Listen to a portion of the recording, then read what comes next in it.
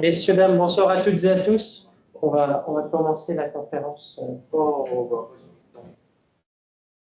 Alors, simplement, donc, pour vous remercier, c'est toujours un plaisir de vous accueillir. Donc, bienvenue à l'ISC Paris Campus Orléans. Je m'appelle Antoine Deluguet, je suis responsable du développement de la relation entreprise, des relations entreprises pour le campus d'Orléans. Et c'est toujours un plaisir de vous accueillir, Pascal, avec l'équipe, sur des thèmes intéressants. D'autant plus que là, pour parler IA, gestion de projet, il faut savoir qu'on a un master en conseil de gestion de projet, où justement sur l'ensemble de nos programmes, on y intègre un maximum d'IA. Alors, ce n'est pas des cours spécifiques en IA, c'est l'ensemble des cours, l'ensemble des professeurs qui ont été amenés à faire évoluer leur méthode pédagogique. Et donc, il y a tout un groupe au niveau de la faculté, des groupes de travail pour intégrer au mieux l'IA dans les cours, et pas simplement faire des cours spécifiques IA. Et donc, ce n'est pas l'idée de voir l'IA comme une menace, mais justement comme la valeur ajoutée. Parce que bon, j'espérais que le master qu'on forme aujourd'hui en gestion de projet, j'espère qu'ils trouveront du boulot et qu'ils ne seront pas remplacés par l'IA. Pour vous donner une petite idée, alors l'ISC Paris, on est là depuis 2019 et on est en partenariat avec Orléans Métropole qui voulait doter le territoire d'une grande école de commerce. Et donc, on s'y attelle depuis 2019 maintenant. On a plus de 400 étudiants de post-bac à bac plus 5.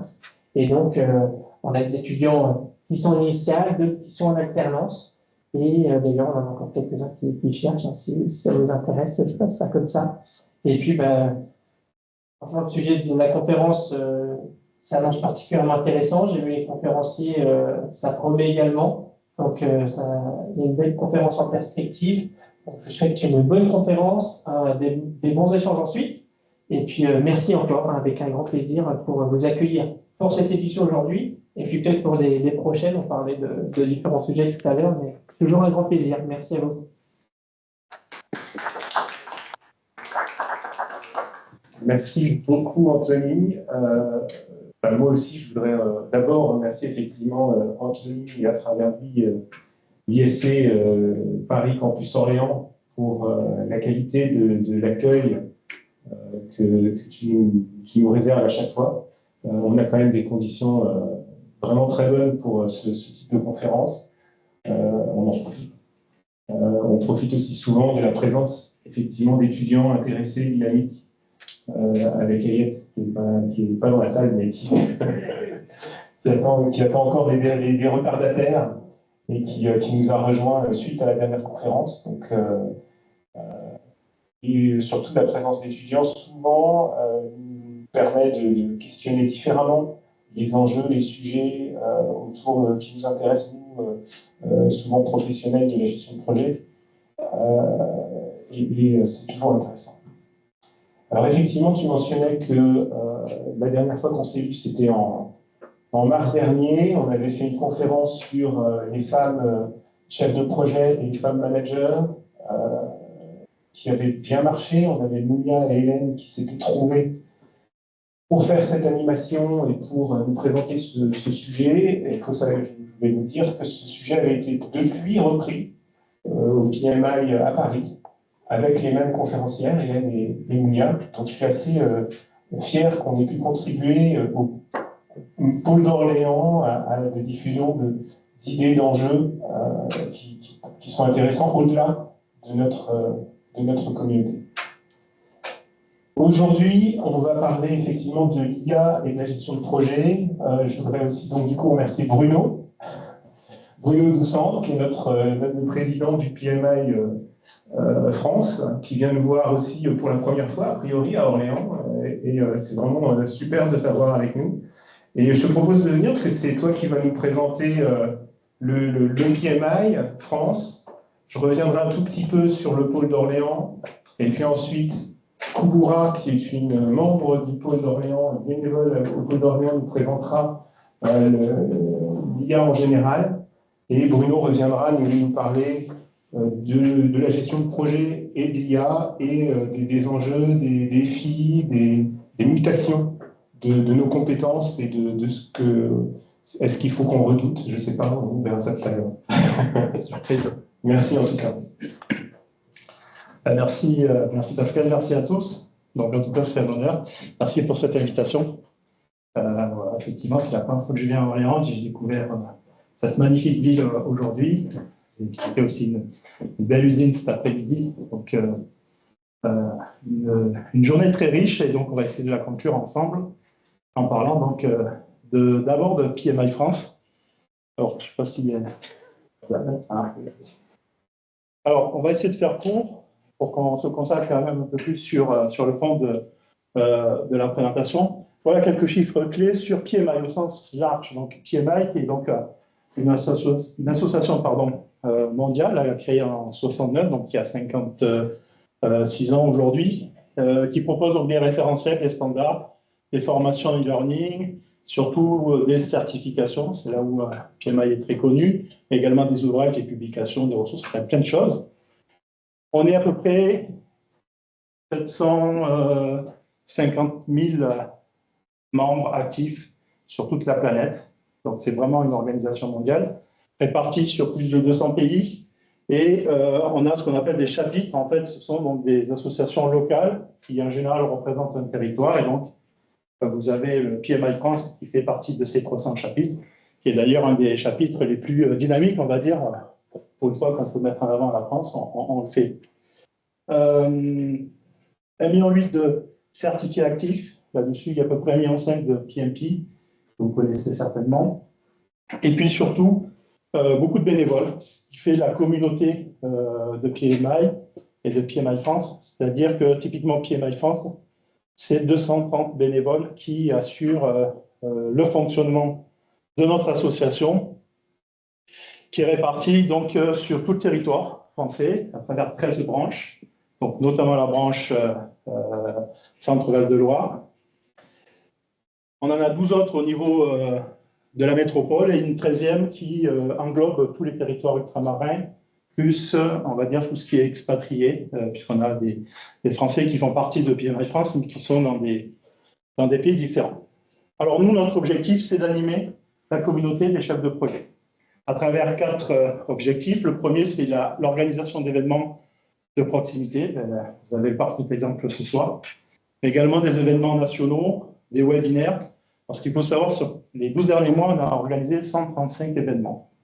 Donc répartis sur toute la France, il y a à peu près 40% de webinaires.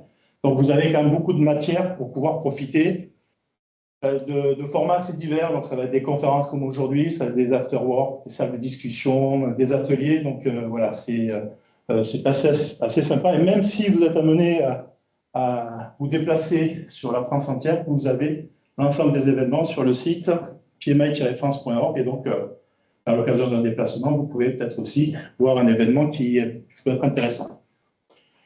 Un événement national qui s'appelle les Rencontres du PMI. Je vais en reparler tout à l'heure.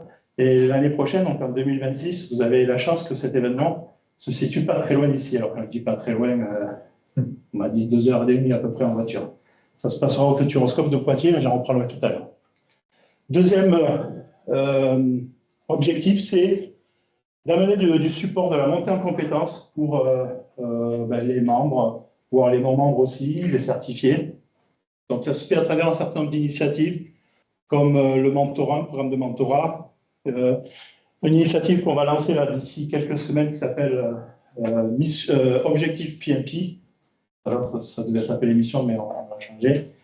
C'est pour ceux qui préparent la certification PMP, c'est un petit dernier coup de pouce là pour vous entraîner de façon ludique. On met à disposition aussi énormément de ressources qu'on génère nous-mêmes, enfin, au niveau du chapitre, à travers des groupes de travail comme le Lab hybride pour tout ce qui est hybridation, les cercles d'entreprise. On produit des livres blancs. Le dernier qui vient de sortir il y a quelques jours, c'est sur la cybersécurité et les projets. Tome 1, il y aura un deuxième tome. Et puis un certain nombre d'initiatives, Women by PMI, on en parlait tout à l'heure, hein, ça a été issu un petit peu de la conférence que vous avez eue au mois de mars. Et puis il y a également un certain nombre de webinaires tous les mois qui s'appellent Horizon IA, où vous pouvez aussi apprendre un certain nombre de choses autour de l'IA et des projets. Et puis, dernier point, c'est la promotion de la profession en termes de management de projet à travers un certain nombre aussi d'initiatives. Donc, pour nous, c'est très important et la preuve aujourd'hui, puisqu'on est ici dans une magnifique école de commerce, mais on passe énormément de partenariats auprès des écoles d'ingénieurs, qui nous permet aussi de travailler aussi avec les étudiants, parce que clairement, les étudiants d'aujourd'hui, c'est les professionnels des projets de demain. Donc en fait, on a vraiment à cœur de les accompagner. Et de la même façon, donc j'annonce beaucoup de choses ce soir, on va lancer une nouvelle application mobile qui s'appelle Job Propulse, qui permettra la mise en relation entre les étudiants et les entreprises pour des stages, des alternances, des postes divers et variés. Nous avons lancé en 2025 le baromètre de la profession, ce qui permet d'avoir une photographie de la situation du management de projet en France. On va lancer la deuxième édition donc, dans quelques semaines aussi, donc il y aura un questionnaire pour ceux qui veulent les remplir, ce qui nous permettra au mois de juin, au moment des rencontres, de diffuser les résultats et de voir un peu les tendances sur un an. Et puis, on a créé également un fonds de dotation. Alors, ça aussi, c'est quelque chose qui nous tenait à cœur. Un fonds de dotation qui a la capacité donc, de recevoir des dons, aussi bien de particuliers que d'entreprises. Alors, l'avantage, c'est que c'est défiscalisé. Donc, si vous voulez payer moins d'impôts en 2026, profitez d'ici le 31 décembre pour donner les dons. Vous allez sur le site PMI France, vous verrez en haut à droite, vous serez redirigé vers le fonds de dotation. Alors, ça, c'est très important parce que ces dons, en fait, pour nous, ils financent plusieurs choses, et notamment auprès des jeunes, ce qu'on appelle le tremplin. C'est-à-dire que pour les étudiants qui déposent des dossiers auprès du fonds de dotation, on considère comme méritant, eh bien, le fonds de dotation peut prendre en charge en totalité ou partiellement le financement de leur certification en management de projet. Voilà, donc ça, c'est un des exemples, mais il y en a plein d'autres avec des associations caritatives qu'on va aider aussi en termes de gestion de projet. Et pour info, parce qu'au-delà des dons, il y a aussi une capacité pour les entreprises de faire ce qu'on appelle du mécénat de compétences, c'est-à-dire en fait la délégation de personnel auprès du fonds de dotation qu'on va ensuite pouvoir positionner sur des besoins, soit par rapport aux initiatives internes, soit par rapport à des associations qu'on va suivre, en management de projet. Et l'avantage pour l'entreprise, c'est qu'elle peut déduire aussi à hauteur de 60% des impôts la masse salariale au prorata du temps passé en délégation. Alors, si vous avez des questions à ce sujet, n'hésitez pas, vous avez un expert ici, c'est Hervé Collat, qui travaille justement avec nous sur ce fonds-là, et donc il pourra répondre à toutes vos questions. Alors, je crois que je suis déjà long. Juste un petit schéma, quand vous adhérez au PMI ou au PMI France, alors sachez qu'à partir de février 2026, l'adhésion sera unique, vous bénéficierez des deux. Vous bénéficiez donc d'un certain nombre de services auprès de PMI France. Je vais juste insister sur le fait, parce que ce soir on en parlera. Je ne sais pas si... vous avez un outil qui s'appelle PMI Infinity, qui est en fait un ChatGPT dédié au projet, parce qu'en fait, il y a un silo de données qui a été alimenté uniquement par des données de PMI, plus de 15 000 documents, qui permet en fait à certains PMI Infinity de répondre à des questions de projet sur tous les projets. Alors, peut-être pour une prochaine fois, on fera une démo en live, mais on ne pouvait pas tout faire aujourd'hui.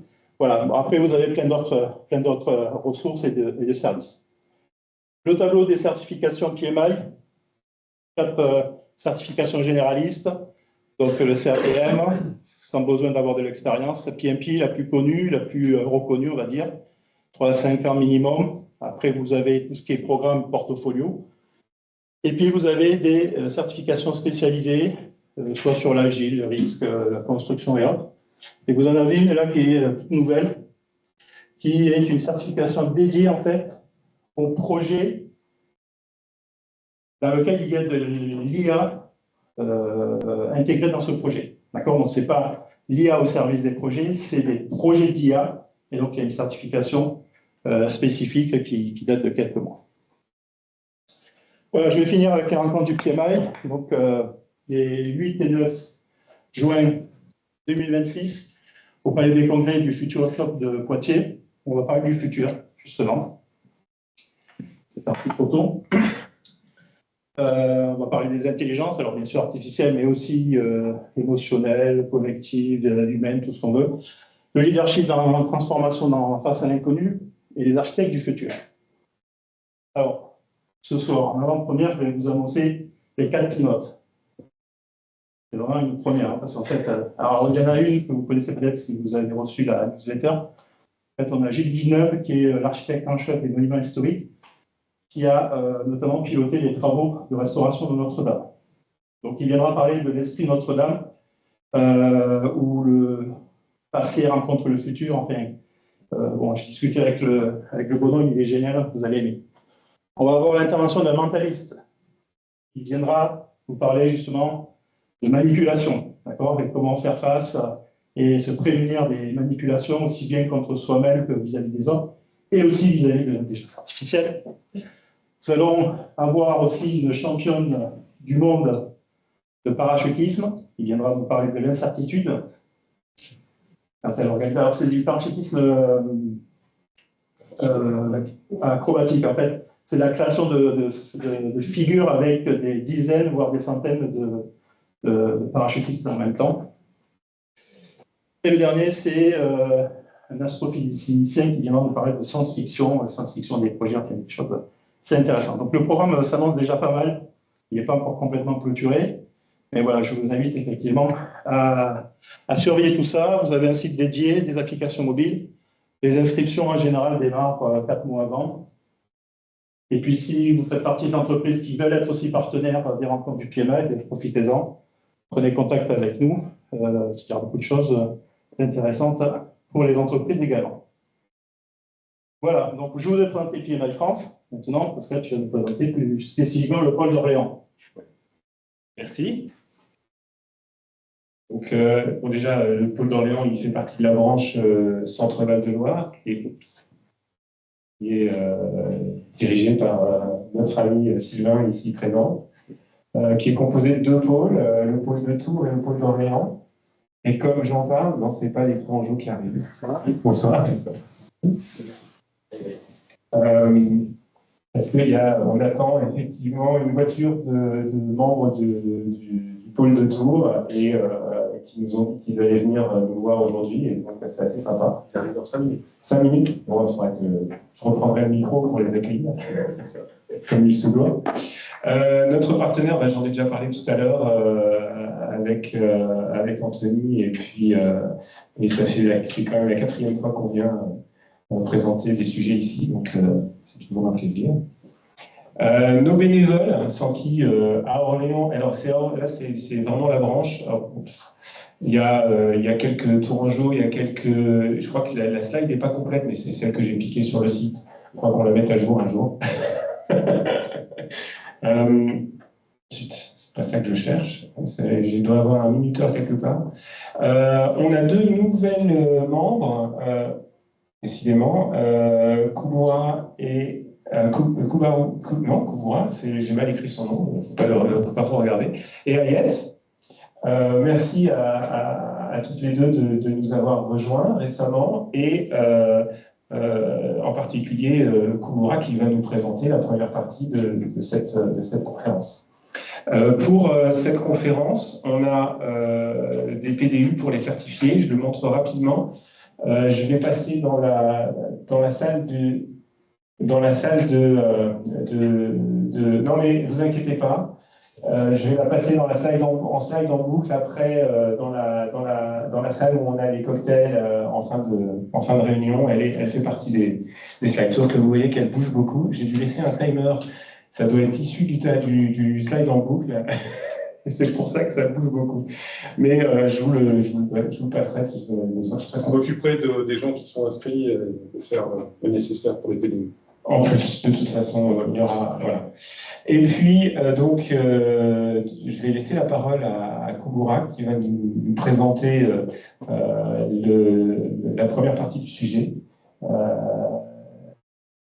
Et merci à elle. Et moi, je suis particulièrement fier d'avoir quelqu'un comme elle, membre de notre pôle, et capable de parler de ce sujet avec compétence. Et ensuite, on laissera Bruno parler plutôt de la gestion de projet. Il faut te brancher ici. je pense. Attends, on va faire ça, regarde. Hop.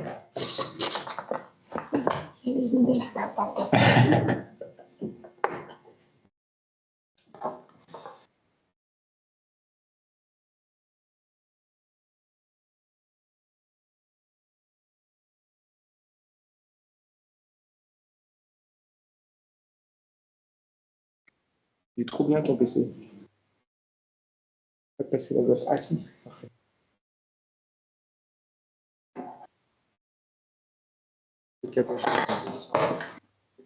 Excusez-nous. Et hop, mettez la zapette aussi.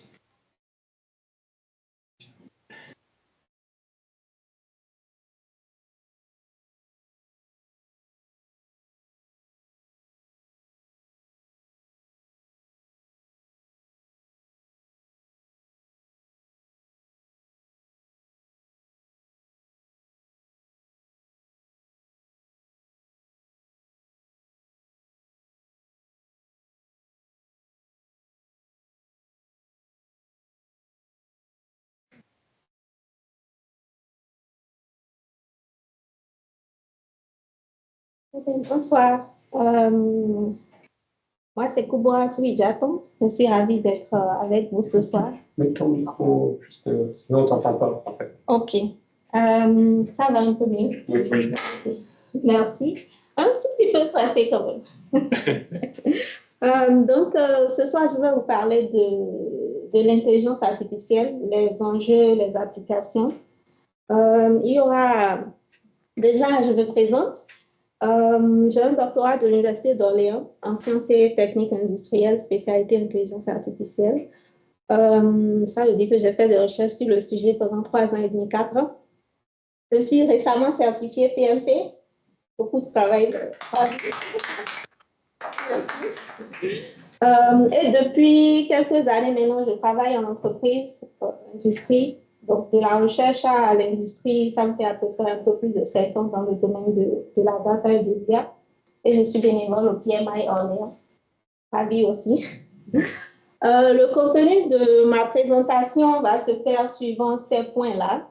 Dans un premier temps, une brève introduction où je vais un peu redéfinir, vous le savez certainement tous déjà, mais redéfinir l'intelligence artificielle, revenir sur les notions de base. Ensuite, une brève histoire de l'IA. IA, ça vient d'où? Donc, on va en parler un peu, ou rappeler pour ceux qui le savent déjà. Et parler de quelques applications. Sur cette partie, j'aime bien faire le parallèle entre les métiers, à quoi ils ressemblaient avant l'IA et à quoi ils peuvent ressembler ou ressemblent déjà aujourd'hui avec l'utilisation de l'intelligence artificielle. Et on va parler des enjeux sociaux, éthiques, conclure, et puis voilà. Donc, l'IA, c'est quoi?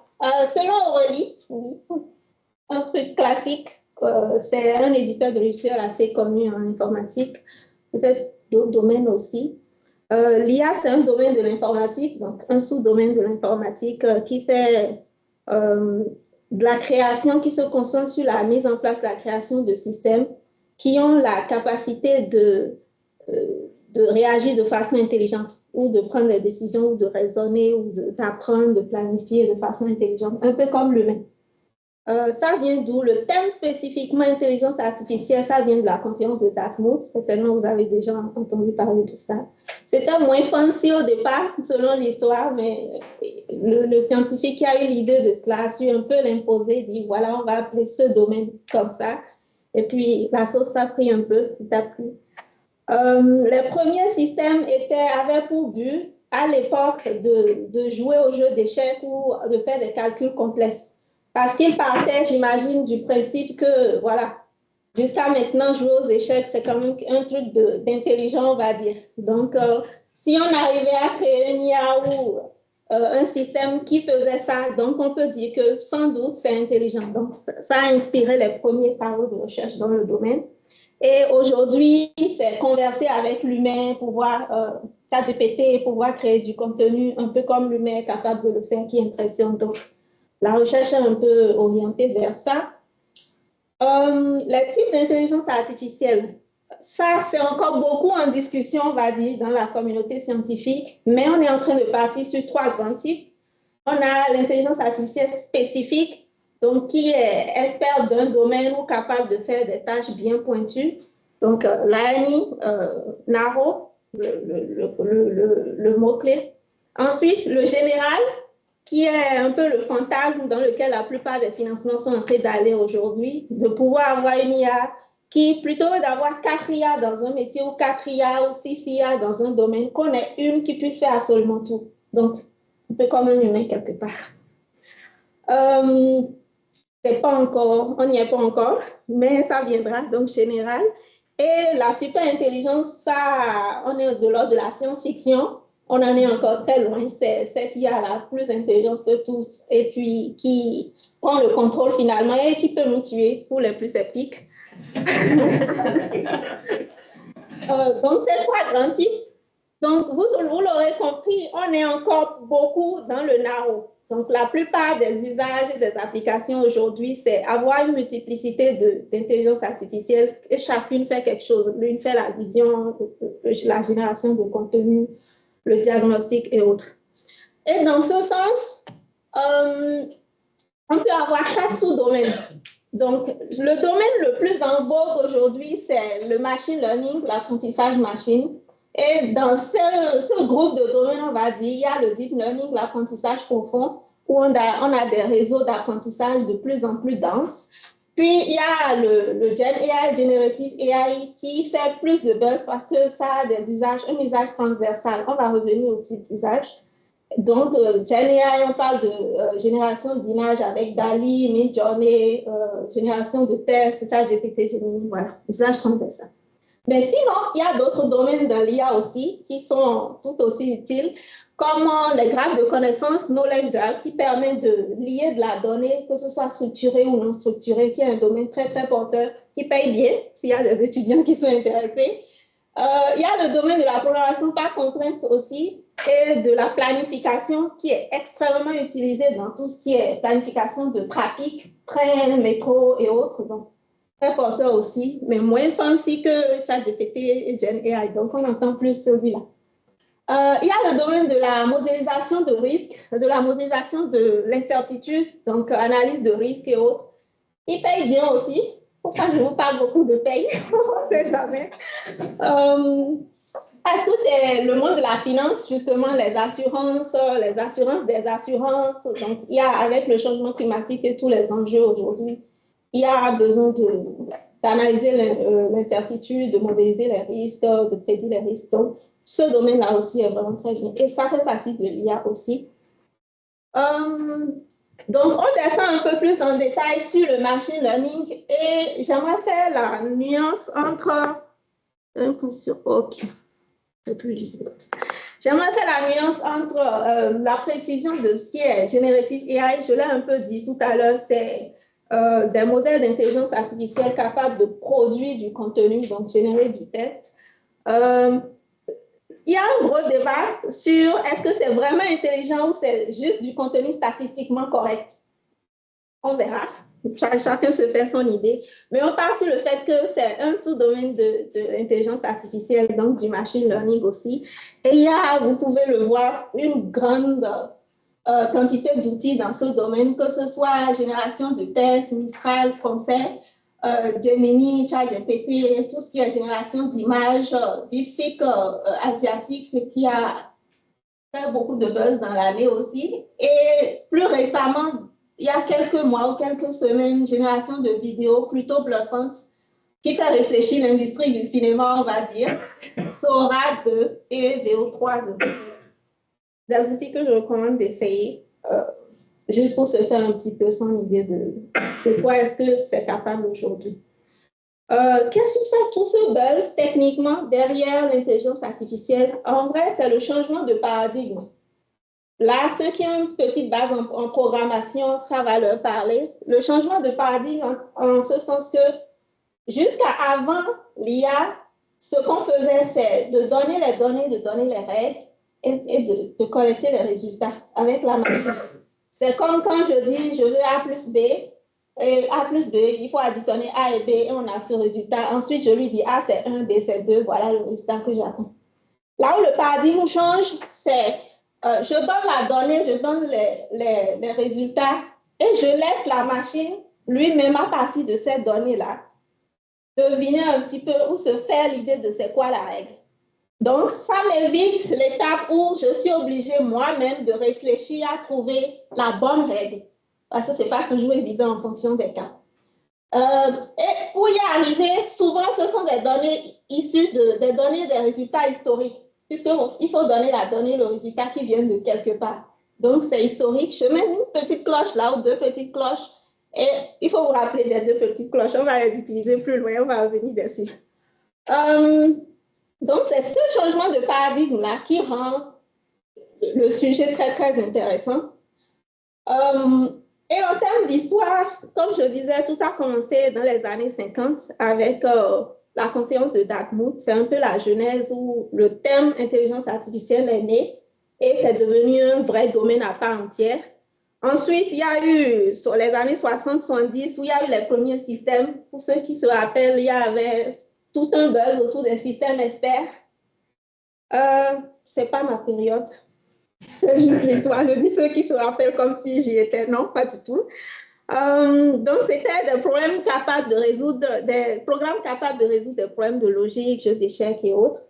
Puis, il y a eu la désillusion, c'est plus, et ça, désillusion, mais c'est plus la désillusion des années 80, où on réalisait que les systèmes experts, quelque part, il faut encore construire beaucoup de règles dans ces systèmes-là.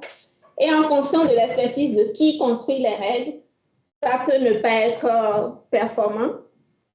Donc, comme dans tout sujet scientifique, désillusion dit moins de financement, et puis voilà. J'ai même suivi une intervention de Yann Lequin, le prix Turing, qui est l'équivalent du prix Nobel en informatique, prix Turing en IA, qui a dit que c'était l'époque où les scientifiques avaient honte de dire qu'ils travaillent sur l'intelligence artificielle. Donc, on y travaille un peu dans un coin entre deux. On ne dit pas vraiment qu'on travaille là-dessus. Donc, c'est un petit peu ça. Donc, années 90, où vraiment des illusions et grosse réduction de financement, même quelques victoires comme celle de Deep Blue, sur Deep Blue qui est l'IA d'IBM, continue de travailler là-dessus, l'IA d'IBM qui a gagné contre Gary Kasparov, qui est à l'époque, l'est toujours, je pense, un grand champion d'échecs. Donc, on se dit, si l'IA arrive à battre un grand champion, c'est que voilà, on y est. Donc, ça donne aussi du boom au domaine. Mais au-delà de ça, il y a eu la naissance un peu des réseaux de neurones. Donc, apprentissage machine, vous vous rappelez le domaine qui est très en buzz avec GenAI, voilà. Donc, c'est réseau de neurones et aussi facilité par la puissance de calcul. Donc, de plus en plus, les ordinateurs deviennent performants, de plus en plus, les serveurs qui permettent de faire les calculs et de tourner les algorithmes deviennent performants. Donc, ça a aussi facilité l'essor du domaine. Qui dit grande quantité de données, vous vous rappelez des deux cloches avec les données historiques, voilà. Donc, plus les données historiques sont grandes, plus on a besoin d'ordinateurs performants pour pouvoir produire les modèles d'IA. Donc, l'évolution du matériel, des capacités des serveurs affecte directement le domaine de l'intelligence artificielle. Donc, un peu ça, et 2020 maintenant, on va dire, où on assiste tous aux grands modèles de langage, donc ChatGPT et autres, qui rejoignent le domaine de l'IA générative. Et j'ai envie de rajouter 2025, mais j'avais plus de place sur le slide, pour dire que maintenant, on part vers les agents IA. C'est pas juste, c'est considéré comme une personnalité à part entière des agents qui sont, on va en parler, des agents qui sont capables de faire de l'automatisation de tâches spécifiques et d'être un employé à part entière dans les entreprises, employé numérique, qui ne remplace personne. Donc, c'est un peu ça pour l'histoire de l'IA que j'ai souhaité partager aujourd'hui. Et une question pour vous, je ne vais pas être la seule à parler quand même. Est-ce que vous utilisez l'intelligence artificielle? Alors, gardez les mains, on va y aller par fréquence. Une fois environ dans la semaine. OK. Ah, OK. 2 à 3 fois dans la semaine. Tous les jours. Nice. OK, d'accord. Ça donne une bonne idée. Et comment est-ce que vous l'utilisez? Le comment, c'est... Là, j'invite un peu à prendre la parole s'il y en a qui veulent partager l'usage qu'ils en font au quotidien. On a un deuxième micro. Non, mais je peux donner celui-là. J'étais sur lui tous les jours. Tout simplement, moi, je l'utilise un peu partout, que ce soit professionnel, personnel. Justement, sur le paradigme de la programmation, ça me parle parce que justement, j'ai utilisé l'intelligence artificielle pour m'aider à construire un truc tout simple, mais un logiciel pour suivre mes plantes. Voilà. Okay. Parce que je suis très mauvais élève, fertiliser des plantes, je suis nul. Voilà. Donc là, j'ai un programme qui permet de me dire, bah, tiens, il y a cette plante-là, il faut l'arroser dans 2 jours, des choses comme ça. Et c'est grâce aussi à l'IA que j'ai laissé ce logiciel. Et sinon, vraiment, je l'utilise à peu près même professionnellement dans la gestion de projet. Dans la gestion de projet aussi, super. OK, très bien, merci.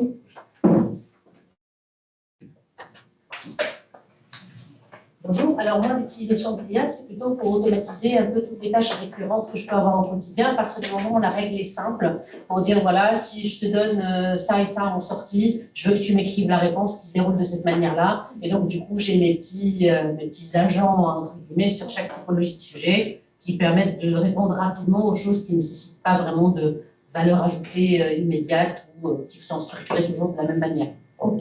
Donc, une forme d'automatisation métier, on va dire. OK, merci.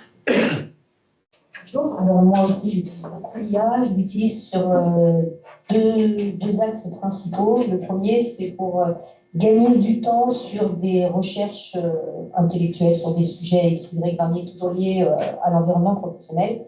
Et le deuxième volet où je l'utilise énormément, c'est quand je monte des business plans ou quand j'ai besoin d'avoir un autre axe de pensée que mes acquis personnels pour pouvoir creuser des sujets ou me donner une autre orientation de réflexion. Un peu brainstormer Ouais, en fait, je m'auto-challenge avec l'IA et je fais toujours très attention à ce que l'IA me raconte. Donc, je travaille beaucoup sur des prompts aussi pour les affiner, pour que ce soit le plus pertinent et que l'autogénération que l'IA peut faire sur ce que je lui demande, je fais très attention à ce qu'il ne m'induise pas en erreur et qu'il ne me réponde pas uniquement pour faire plaisir. OK. Voilà. Pas de biais de confirmation, pas d'hallucination. OK, d'accord.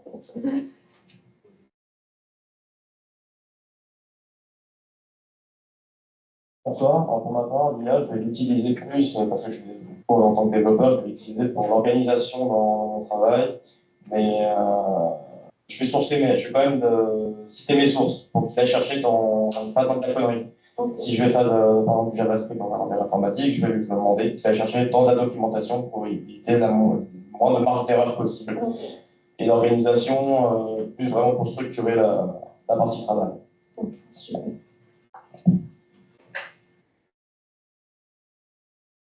Moi, tout simplement, je l'utilise pas trop dans la vie professionnelle parce que je l'écoute un peu, mais on va dire que je cherche plutôt à comprendre comment il réfléchit, si on peut dire ça comme ça. Et des fois, je lui parle pas forcément parce que j'attends quelque chose de lui en tant qu'objet, par exemple, je lui demande quelque chose. Je cherche plutôt de comprendre comment il me répond et comment en tirer.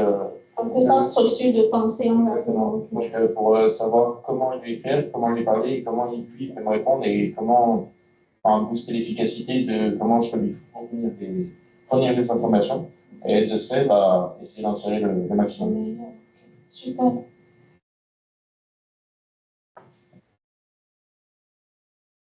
Corriger les devoirs de mes enfants sur des trucs que j'ai oubliés.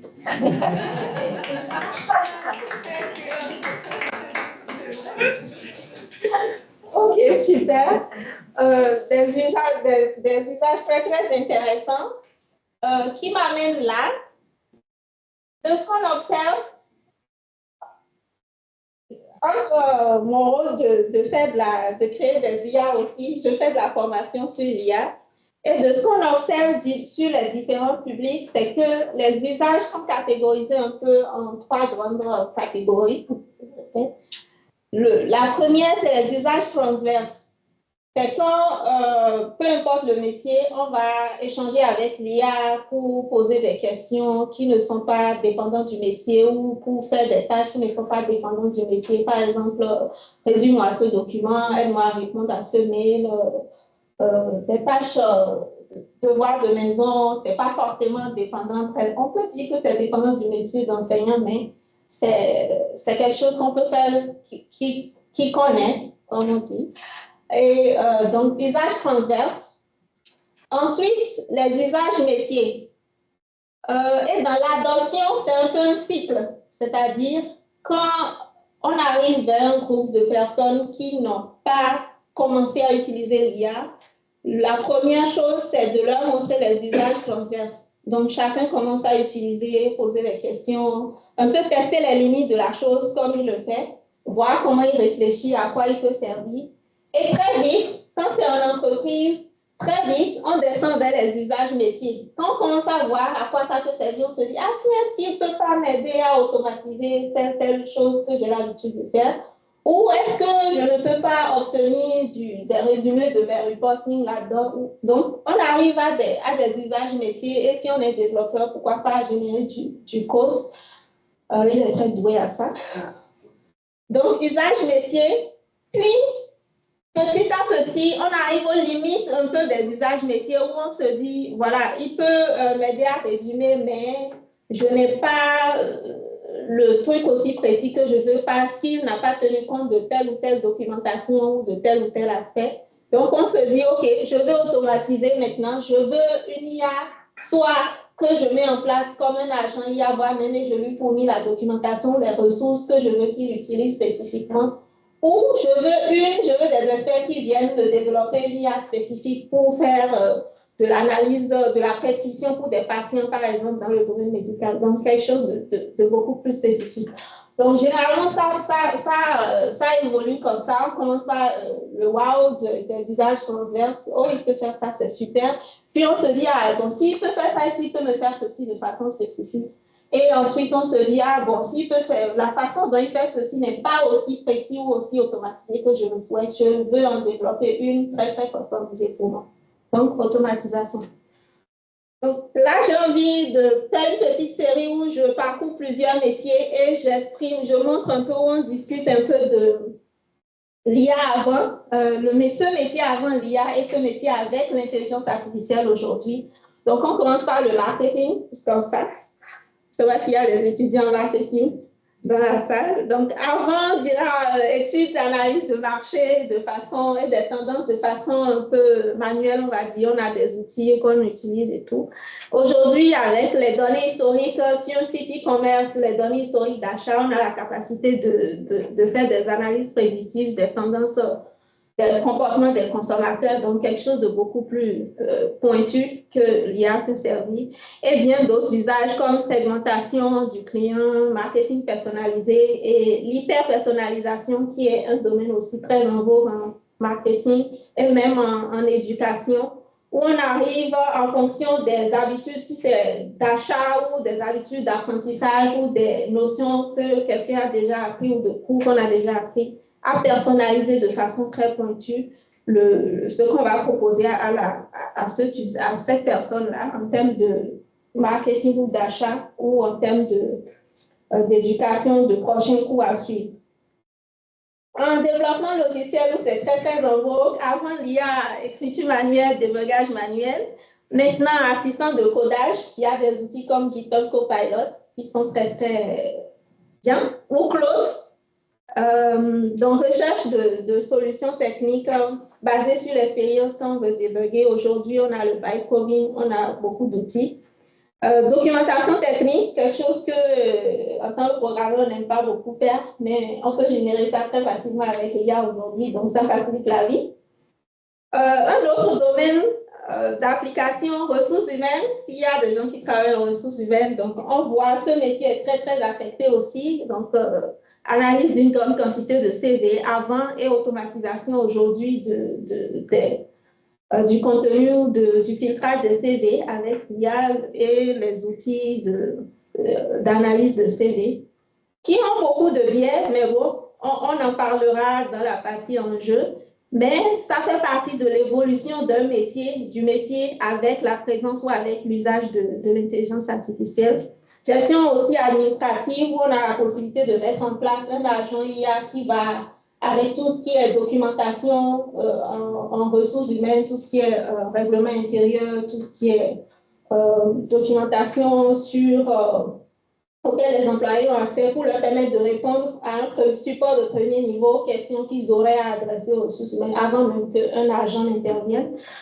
Un autre domaine, la médecine, domaine très, très affecté, où on voit vraiment l'impact aussi, on le sent puisqu'on se dit c'est la santé et autres. Donc, diagnostic médical basé sur l'expérience avant, ça fait que les médecins qui étaient dans les régions et qui n'avaient pas l'habitude de voir certaines maladies rares avaient moins d'expérience.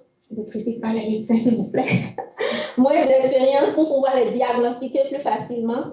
Mais aujourd'hui, c'est possible d'avoir un outil IA qui se base sur le diagnostic on va dire, historique de tous les médecins de France pour pouvoir assister le médecin. Assister est important, pas remplacer. Dans son diagnostic, il y a en test, je pense à l'Institut Curie, si je ne dis pas de bêtises, un outil qui permet de prendre des notes pendant la session avec le patient. Le médecin peut l'activer pour prendre des notes. Je pense qu'il y a eu des communications là-dessus. Donc, très utile. Ça permet au médecin de passer plus de temps avec son patient plutôt que d'être en train de noter. Donc, d'être plus présent, relation plus humaine. Aussi, les interactions médicamenteuses qui sont aussi un très gros enjeu pour la médecine. Pouvoir consulter avec l'IA, faire des suggestions. L'IA peut faire des suggestions sur la base de grandes bases de données pharmaceutiques pour voir les proposer ou lancer l'alerte ou attirer l'attention du médecin sur qu'est-ce qu'il pourrait avoir comme interaction médicamenteuse sur sa prescription. Agriculture, très intéressant. Agriculture, donc l'IA peut faire la surveillance de culture, donc des grands champs, surveillance de grands champs. D'ailleurs, quand je faisais ma thèse à l'Université d'Orléans, j'avais un collègue qui travaillait sur l'utilisation des drones pour surveiller les vignerons. Les champs de vignes, c'est bien ça, hein, le vigneron, en Centre-Val de Loire. Donc, pour dire que plusieurs domaines sont en train déjà d'adopter ces outils-là. Le bétail, il y a le suivi du bétail avec des colliers. Je sais qu'il y a déjà un prototype de collier connecté pour pouvoir suivre le bétail qui ne se pète pas et prédire les maladies aussi. Donc, il y a avant, ça va être l'expertise de l'agriculteur qui va regarder son cheptel et pouvoir dire peut-être, voilà, telle ou telle, il y a telle maladie qui est en train de se déclencher. Mais maintenant, c'est possible d'avoir avec l'IA des objets connectés qui font ça. Donc, évolution des métiers. Gestion de projet, j'allais en parler. Donc, analyse de risque basée sur l'expérience et les retours d'anciens projets. Aujourd'hui, il y a PMI Infinity, le président en a parlé tout à l'heure, donc outil très utile. Il y a aussi la possibilité d'avoir une IA qui assiste le gestionnaire de projet dans la prédiction des potentiels risques du projet et qui se base sur des données historiques beaucoup plus larges qui ne dépendent pas que de quelques projets auxquels le gestionnaire de projet aurait participé ou aurait eu accès. Ça aide beaucoup dans les communications aussi, donc communication par mail, messagerie, rapport de réunion. Ça rejoint un petit peu les usages transverses, mais parce que ça fait partie aussi des tâches répétitives, on va dire, que le gestionnaire de projet fait pour maintenir une bonne communication parmi les parties prenantes. Et la mise en place aussi de tableaux de reporting automatisés, très, très utilisés. Donc, tout ça pour dire, en termes d'applications, il y en a une multitude. Et chacune de ces applications-là, quand on les rapporte à un métier, on peut soi-même se dire, OK, ce métier-là, comment est-ce qu'il évolue, à quoi il ressemblait avant et comment est-ce qu'il peut évoluer avec l'intelligence artificielle. Et quand on veut automatiser, j'ai tenu à mentionner ceci parce que c'est plus travailler sur des projets d'IA Donc, mettre en place une intelligence artificielle, je me dis qu'il y a des gens en gestion de projet qui seront amenés à mettre en place une IA ou participer à des projets où on met en place une IA, ou même à titre personnel pour vouloir mettre en place une petite équipe pour faire une IA automatisée dans son domaine. Il y a des étapes un peu standards ou clés. La première, c'est la compréhension du besoin business qu'il y a. Ensuite, la donnée, on va tout de suite à la donnée, c'est le nerf dans le domaine de l'intelligence artificielle. Quelle est la donnée qu'on a? Est-ce qu'elle peut nous servir à faire ce qu'on s'apprête à faire? Ensuite, préparer la donnée, faire de la modélisation, donc entraîner l'intelligence artificielle, l'évaluer. Donc, ça suppose que quand on est en train de mettre en place la compréhension métier, on a déjà défini c'est quoi, un peu comme on définit une charte de projet, on définit quel est le critère d'évaluation, quel est le KPI qui dit ça passe ou c'est correct. Et donc, à chaque fois, on revient à la modélisation, on remodifie la donnée, on prépare la donnée et on refait l'entraînement de l'intelligence artificielle. On l'évalue et on compare est-ce qu'on a satisfait l'objectif qu'on veut atteindre. Et sinon, on refait encore de la modélisation, de la préparation. Et une fois qu'on a satisfait l'objectif, on déploie et on commence à utiliser l'intelligence artificielle. Donc, en tant que gestionnaire de projet, c'est un peu le diagramme qu'il faut garder en tête, ce qui va se rajouter à ce qu'on fait déjà si on veut rajouter, on veut mettre en place une automatisation personnalisée d'IA.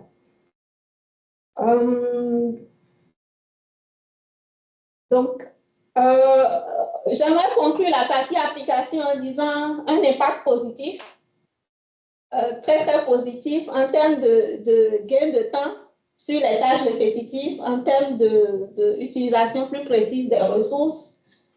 Pour le domaine de l'agriculture, par exemple, les engrais, on ne les met plus un peu partout. On a la possibilité de cibler avec de l'imagerie les zones qui ont besoin d'être, où il faut mettre des pesticides ou qui ont besoin d'engrais spécifiquement. Ou amélioration de la productivité, puisque si le gestionnaire de projet a la possibilité de faire plus vite les rapports, plus vite des résumés, donc on a la possibilité de gagner du temps, donc ça améliore la productivité, réduction du stress. J'ai tenu à mettre celui-là personnellement parce que ça permet de répondre plus facilement aux mails et je réfléchis 2 fois moins. Je commence par dire, ça y est, Gemini, qu'est-ce que tu penses de ce mail? Et puis propose-moi une réponse et on verra. Après, je peux formuler. Donc, réduction du stress administratif. J'aimerais là avoir votre avis sur lorsque vous produisez un travail avec l'intelligence artificielle, qui est propriétaire? C'est-à-dire développer. Ça dépend comment on a produit. Est-ce que c'est que de la production d'IA? Ça dépend de ce qu'on lui a donné en amont. Est-ce qu'on a donné ses propres données? Est-ce qu'on a circonscrit? Est-ce qu'on la lui laisse regarder? Est-ce qu'on a récupéré des sources? Enfin, et ça dépend si on est en train d'utiliser une IA ouverte, gratuite ou une IA pas gratuite en mode propriétaire. Ça dépend de plein de choses. Bon, je précise un peu juste pour vous. J'utilise une IA ouverte comme ChatGPT. Et je génère ou je produis avec elle le business plan d'un projet. Qui est l'auteur de? C'est moi Ah oui? qui génère je suis responsable. Je suis responsable parce que je dois vérifier ce que l'IA me procure. Et voilà, je fais des vérifications. Et je suis responsable du travail que je publie, je travaille avec, j'utilise. C'est à moi de prendre la décision. J'ai entendu un non là-bas. Il n'y a pas de réponse tranchée. Le pourquoi du non.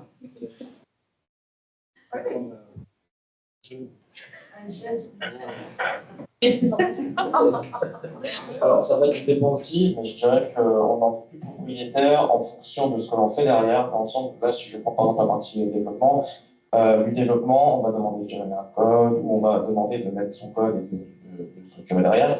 Le truc, c'est que le code, on l'a donné à l'IA. L'IA il va le garder dans ses bases de données. La base de données, derrière, on ne sait pas ce que le créateur en fait. Donc oui, nous, on va avoir créé, par exemple, en termes de développement, on va créer une application. C'est génial, c'est à nous. Mais derrière, on ne sait pas si la personne va voler le code derrière pour justement l'utiliser à ses propres fins. Ce qui veut dire que la question de propriété est 50-50. 50-50, ok. Bien sûr. Est-ce qu'il y a un... Ok. Je rejoins ce que tu viens de dire. Hein. On est au départ, effectivement, le propriétaire de ce qu'on met dedans, mais après, ça part et c'est disponible à tout le monde. Donc, j'ai envie de dire que ça reste à l'IA. Okay. Si on passe sur quelque chose de souverain, ça vaut. Ok. Donc, ça fait débat. Ça fait débat et c'est très, très nuancé. Ça peut partir de je fais un business plan et c'est mon entreprise. De toute façon, c'est mon idée, donc c'est à moi. Je suis propriétaire. L'IA a été entraînée sur une grande quantité de données de peinture d'un artiste spécifique et qui fait que quelqu'un qui utilise l'IA peut générer des tableaux du style de cet artiste-là. Donc, on n'est pas d'accord que n'importe qui se dise je suis l'auteur de ça alors que c'est calqué sur le style d'un autre artiste. Donc, le débat est très, très brûlant. Et les procès aussi, dans le sens. Une autre question qui amène la réflexion, c'est êtes-vous d'accord que vos données personnelles, quand je dis données personnelles, c'est messagerie, voilà, documents, mails, courrier, informations personnelles, informations médicales, soient utilisées pour entraîner l'IA?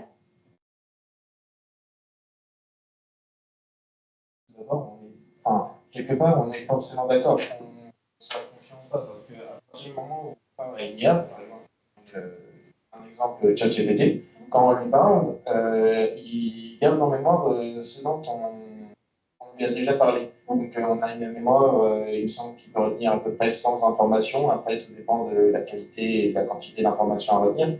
Et à partir de ce moment-là, on peut parler de nos préférences, par exemple, on peut dire répondre avec des emojis, etc. Donc, quelque part, les données personnelles sont utilisées, que ce soit parce qu'on le veut ou parce qu'on ne le veut pas. Après, il nous propose d'avoir la possibilité de les supprimer. Est-ce que c'est réellement supprimé derrière ou est-ce que ça reste dans la base de données et c'est juste plus accès? Enfin, est-ce qu'on en a plus accès, tout simplement? Donc, en soi, on est tous d'accord, on a tous validé comme quoi. Donc, un oui implicite. Tout le monde est d'accord avec ce oui-là. Je n'ai pas l'impression. Hein. Et pas tout le monde n'est au courant de ça. Absolument. OK. Un autre avis? Les paramètres aussi, hein, de l'IA pour accepter ou pas ce qu'on a soit utilisé pour les entraînements. Alors, je parle d'un abonnement, je parle d'un usage gratuit, mais du coup, ça y a la possibilité de paramétrer est-ce qu'on autorise à ce que les données soient utilisées ou pas.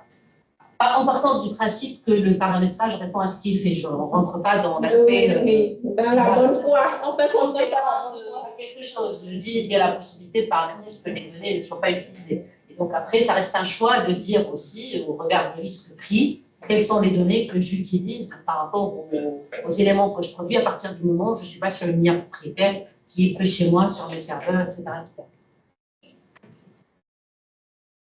Une question également sur l'utilisation des données. Si on n'utilise que les IA américaines, par exemple, pour le code, pour plein de trucs, ça veut dire qu'on nourrit ces IA américaines par rapport à des IA européennes, ou Mistral ou autres, et que ça peut être un problème et qu'il faut en avoir conscience aussi si on veut qu'il y ait une performance dans ce domaine en Europe également. Oui, totalement. Pareil pour DeepSeek qui a fait beaucoup le buzz et qui a été téléchargé, testé largement, donc les données aussi, ça va overspeed, comme on dit. Pour avoir bien la réponse à la question, je pense que je vais y aller par main levée. Qui sont ceux qui seraient d'accord que leurs données personnelles soient utilisées pour entraîner l'IA? De façon consciente ou pas? Est-ce que vous êtes confortable avec l'idée? Je suis la seule à avoir les mains levées. Hein? OK. Simplement mitigé. OK. J'ai une c'est juste une enquête personnelle. Ça n'affecte pas la suite. Donc, il y a des enjeux éthiques très, très importants qui tournent autour, que soulève l'utilisation large de l'intelligence artificielle. Donc, enjeu sur la vie privée, ce sentiment mitigé, c'est très largement représentatif de ce que les millions de gens dans le monde qui sont exposés à l'IA pensent. On commence à se sentir exposé de ce que l'IA peut faire entraîner sur ses propres données. Donc, c'est un enjeu dont il faut discuter ou qu'il faut trouver des moyens de cadrer, on va dire. Propriété intellectuelle, on en a parlé. Donc, qui est l'auteur du contenu généré, que ce soit de la musique, que ce soit une œuvre d'art, que ce soit de la documentation, du code, qui est propriétaire de ça. Est-ce qu'il ne faudrait pas, il y a même des propositions, est-ce qu'il ne faudrait pas taguer le contenu généré par l'IA et trouver le moyen ou imposer aux IA de préciser de quel auteur, quand c'est une œuvre artistique, de quel auteur ça a été majoritairement inspiré, la génération de ce contenu, que ce soit de l'image, du texte, pour pouvoir donner une certaine reconnaissance aux créateurs humains. Il y a la question de la transparence et de l'explicabilité de ce que produisent les algorithmes. Oui, il a dit ça, mais pourquoi vous voulez intervenir sur ça? Sur l'explicabilité, oui. On peut prompter pour demander l'explication de tout le raisonnement qui est fourni. Oui. Ce qui permet de comprendre est-ce qu'on est d'accord ou pas avec le raisonnement qui est posé avec l'IA. Oui, ça c'est le cas spécifique des IA génératives. Oui. Et parfois, quand c'est du diagnostic, par exemple, médical, ça dépend du modèle qui a été entraîné pour proposer le diagnostic. Est-ce que ce modèle-là, dans son architecture, on peut remonter à qu'est-ce qui a influé dans le choix de telle ou telle recommandation de diagnostic? Et c'est toute une branche de l'IA. Il y a plusieurs tests qui sont faits dans le domaine sur pouvoir expliquer les résultats ou les prédictions de chacun des modèles. Donc, oui, très utile, pouvoir compter. Oui, vous voulez ajouter? C'est juste, j'ai une question qui me vient de Oui. En fait, par rapport à cette histoire. Ça prend juste 2 minutes. Oui.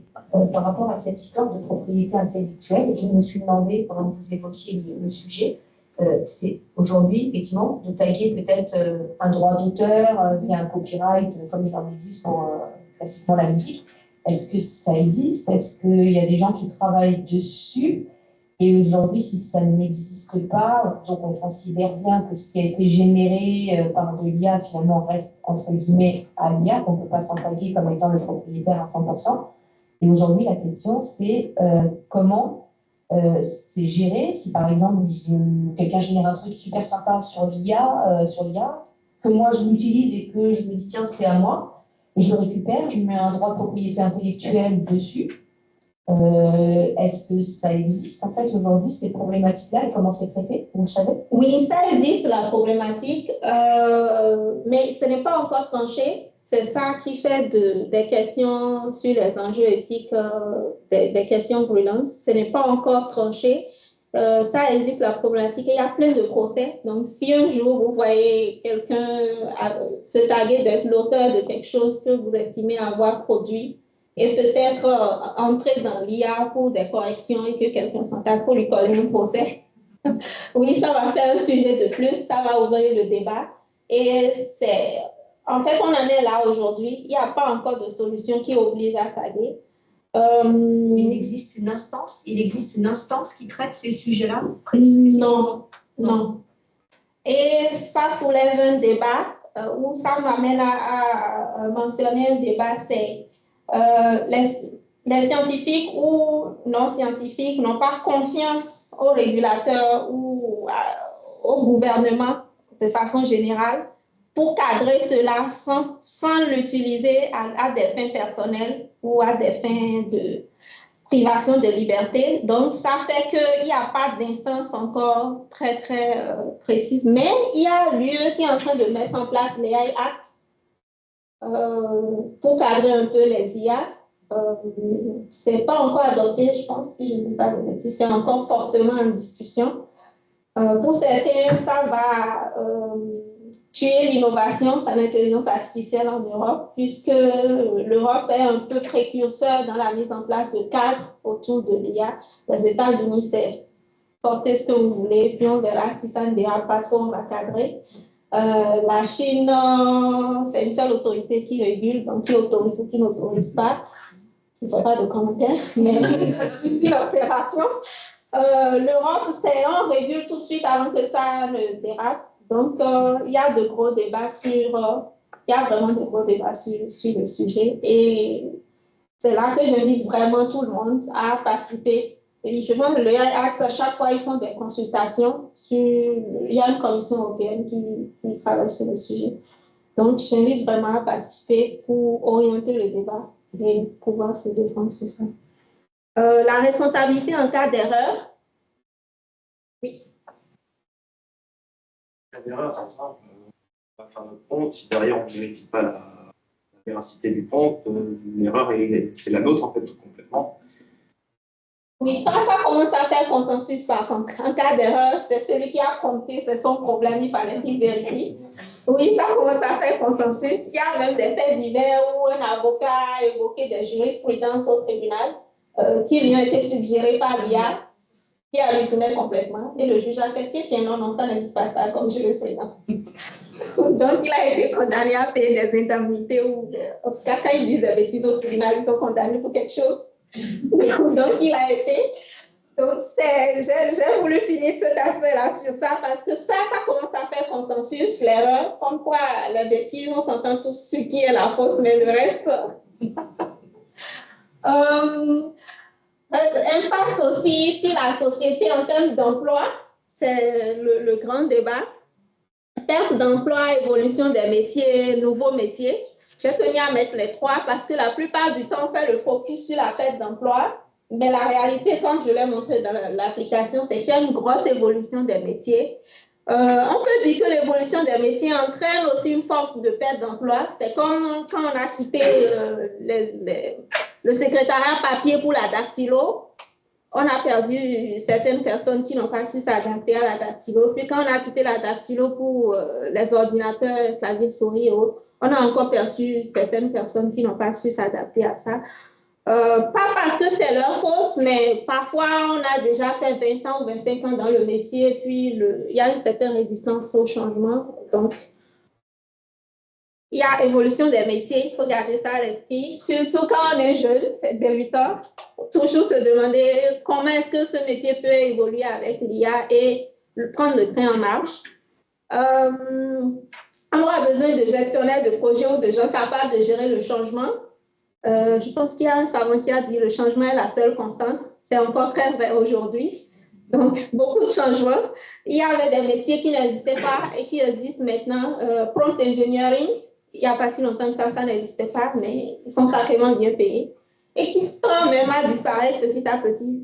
Bref, évolution des métiers. Il y a des inégalités d'accès à l'IA. Comme il y a eu des inégalités d'accès à Internet, comme il y a eu des inégalités d'accès à la technologie. Donc, il y a des inégalités d'accès à l'IA, mais c'est la responsabilité collective de tout le monde en tant que société. Donc, ça en fait un enjeu de société. Ça accroît la fracture numérique aussi.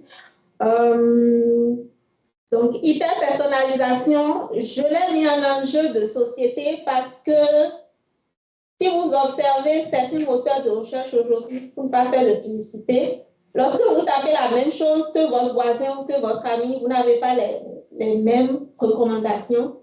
C'était un peu le cas avant avec les systèmes de recommandation, mais ça allait encore plus aujourd'hui, où sur certains réseaux sociaux, on vous filtre les commentaires en fonction de vous. Donc, on vous dit vos commentaires. Ça fait que ce n'est plus comme avant, on s'envoie des réels et on se dit, lis le deuxième commentaire, c'est trop marrant. Non, on n'a pas le même deuxième commentaire. Donc, hyper-personnalisation, ça peut très vite évoluer en enjeu de société. On se sent ciblé, suivi un peu partout. Donc, ça peut créer un sentiment de moins de liberté. Et ce ciblage peut très vite être récupéré à des fins nocives, dangereuses. Donc, enjeu de société éthique, il faut veiller à ça. Et les biais des algorithmes, on peut en parler 30 minutes. Donc, je vais faire ça court parce que là, j'aimerais rappeler les deux petites cloches sur les données historiques. Vous rappelez les deux petites cloches de données de départ. Donc, l'IA est aussi performante et impartiale que les données sur lesquelles elle a été entraînée. Donc, on sait tous, de façon très sincère, que historiquement, l'humanité n'a pas toujours été très impartiale. Donc, si on entraîne sur des données d'une banque, sur le prêt, où la banque, historiquement, a l'habitude de ne pas prêter aux handicapés, l'IA va chaque fois flaguer les informations des clients handicapés comme à risque de ne pas rembourser leur prêt, tout simplement. Ce n'est pas l'IA qui n'est pas performante, c'est les données sur lesquelles elle a été entraînée. Donc, il y a des biais comme ça. Il y a eu aux États-Unis, New York, la ville de New York qui avait fait un outil pour un robot, si je ne dis pas de bêtises, oui, c'est un robot ou un outil qui devait s'inspirer d'utiliser les données des caméras de la ville pour pouvoir dire si quelqu'un a un risque de vol ou pas. Bon, la communauté afro-américaine a été très, très ciblée. Donc, l'outil a été retiré de la circulation pour réfléchir à comment l'améliorer. Donc, si les données historiques sont biaisées, l'IA va être biaisée. Donc, c'est tout un enjeu de comment on corrige ou comment on s'assure que la solution qu'on produit n'a pas de biais, parce que ça peut faire l'objet de procès.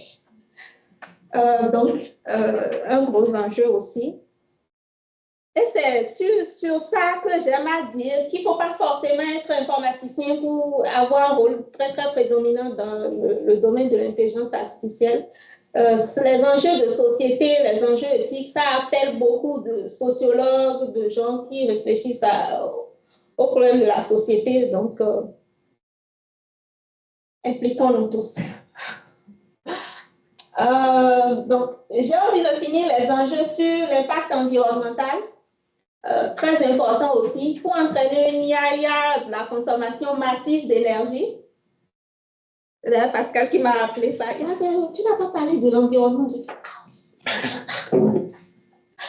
Donc, oui, consommation massive d'électricité pour entraîner une IA, des serveurs gigantesques, des hectares de champs, de beaucoup, beaucoup, beaucoup. Et pour entraîner un seul modèle, un peu petit même, on peut consommer autant d'électricité qu'un foyer pendant plusieurs années. D'autres disent plusieurs centaines d'années. Je me suis dit, bon, on ne va pas alarmer, on va enlever le centaine. Mais pas de souci de transparence, je le dis à haute voix. Donc, grande quantité d'électricité, mais j'ai souvenir que le président français, lors du séminaire sur l'IA en début d'année, a dit la France a un grand stock d'énergie verte, donc venez entraîner vos IA en France.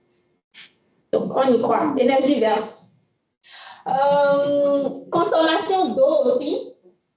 Il y a le président de NVIDIA qui produit les cartes GPU qui sont absolument indispensables pour entraîner des IA, qui a dit qu'ils ont un serveur qui leur fallait un lac entier pour le refroidir.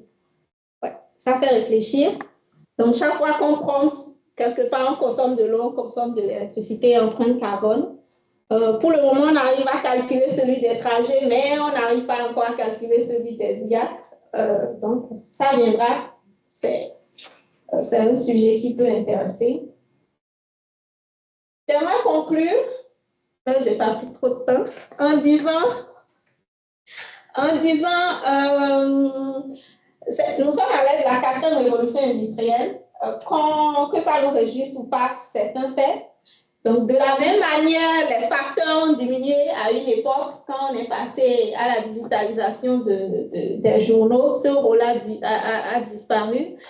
De la même manière, certains rôles vont disparaître et d'autres vont naître. Donc, la meilleure approche, c'est de tous s'impliquer, de s'approprier l'IA, de s'adapter, de repenser son métier et de s'impliquer aussi de façon personnelle dans les questions d'enjeux éthiques sociétales.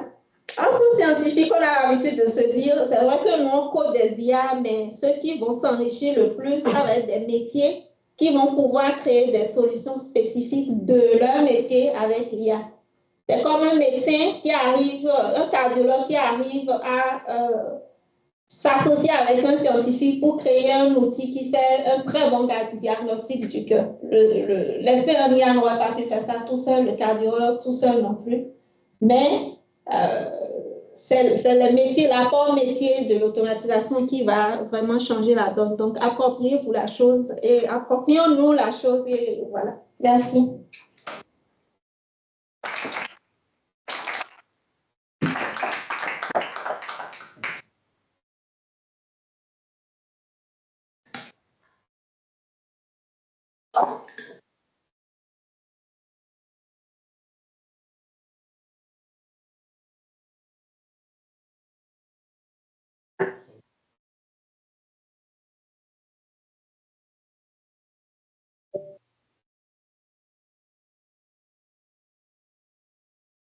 Ça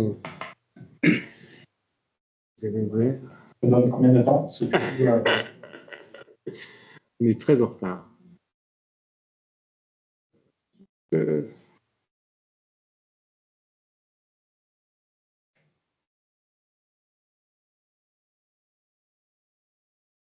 Alors, on dit en fait que tu vas devoir intervenir. En fait, l'idée c'est est-ce que l'IA va remplacer le chef de projet. Donc, je vais casser un peu l'ambiance. Et donc, je vais essayer de vous apporter en tout cas quelques éléments, mon point de vue aussi, partager, que je partage plutôt. Et on va essayer de voir in fine si c'est le cas ou pas. IA et Project Management. Ouais.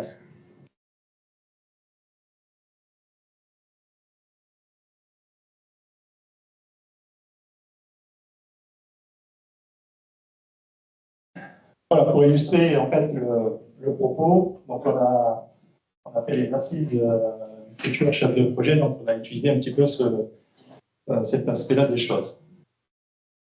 Alors, il y a une nouvelle équation en tout cas que l'IA apporte. Il y a deux aspects sur lesquels je voulais commencer. C'est le fait que l'IA plus la robotique aujourd'hui, clairement, est amenée à réduire le besoin de l'humain dans tous les processus opérationnels.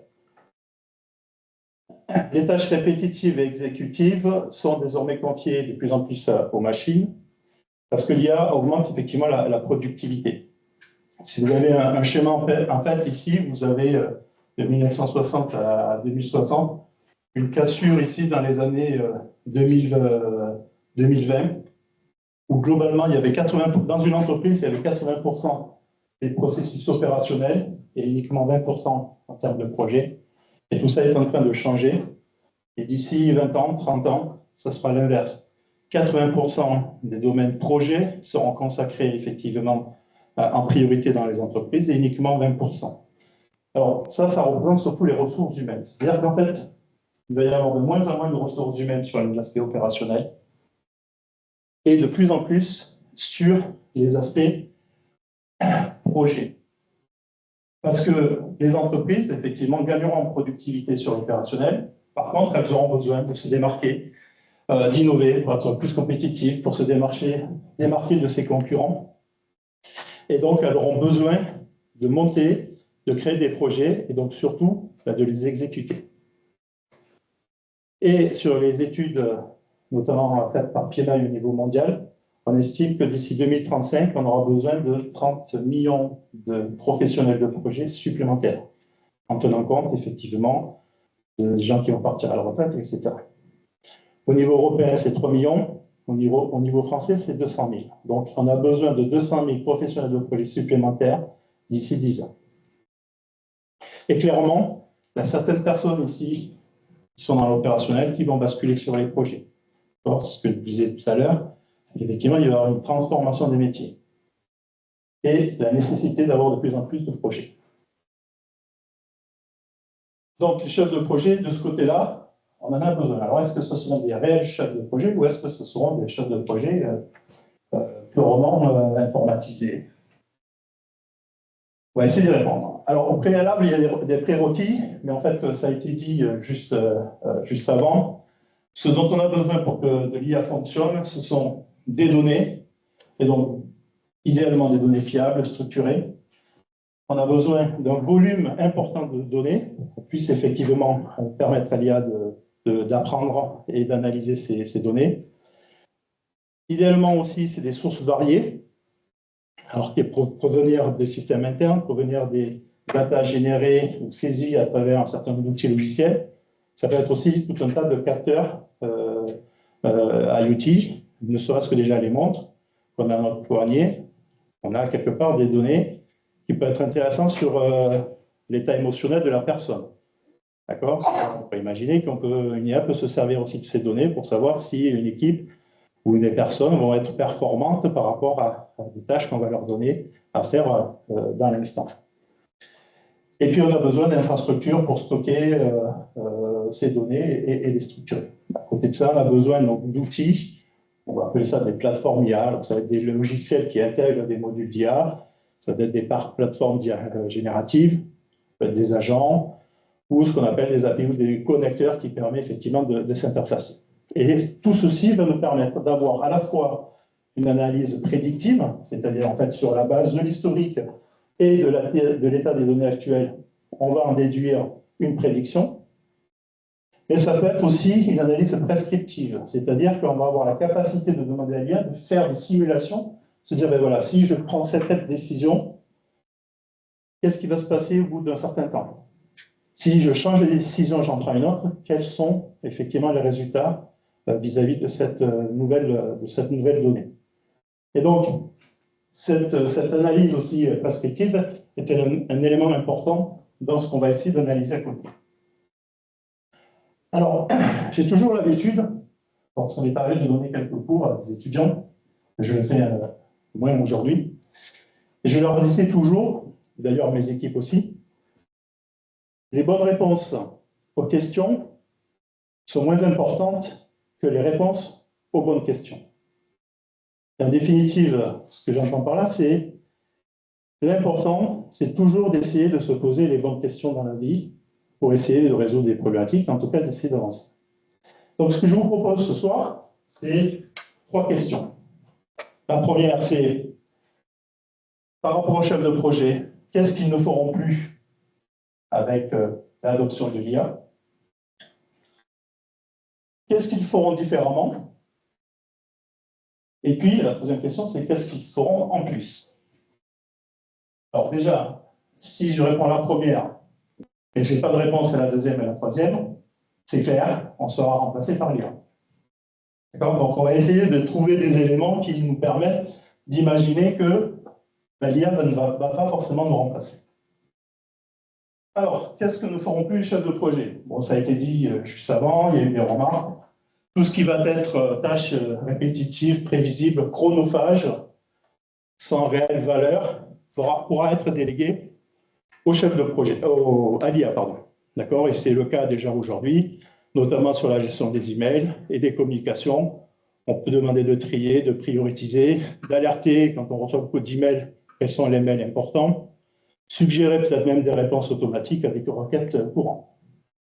Il y a également un certain nombre de tâches sur le reporting, donc la collecte et le suivi des indicateurs, la planification aussi de réunions, ça pourrait être délégué à des IA avec des relances et faire en sorte que les personnes que je veux à la réunion soient également libres, qu'ils puissent me répondre, etc. Les comptes rendus de réunion, aujourd'hui, il y en a de plus en plus qui sont faits directement par l'IA, elles sont enregistrées. Ça peut être aussi de la consolidation de données, des calculs d'indicateurs, de la gestion documentaire, voire même du contrôle basique, des vérifications de documents, orthographes, etc. Donc tout ça, déjà, c'est plus ou moins le cas. D'accord? Donc moins d'administratif, plus d'intelligence collective, et ça va dégager du temps à notre chef de projet pour pouvoir faire éventuellement autre chose. Alors justement, qu'est-ce que les chefs de projet vont faire différemment? Eh bien, il y a tout ce qui va être optimisation des processus. D'accord? Le plus important, c'est typiquement l'allocation de ressources humaines sur différentes tâches à réaliser. D'accord? Et on pourrait imaginer que cette allocation soit automatique à travers un certain nombre de contraintes. Quelles sont les ressources déjà disponibles? Quelles sont leurs compétences? Quelles sont leurs performances? Est-ce qu'il y a des contraintes?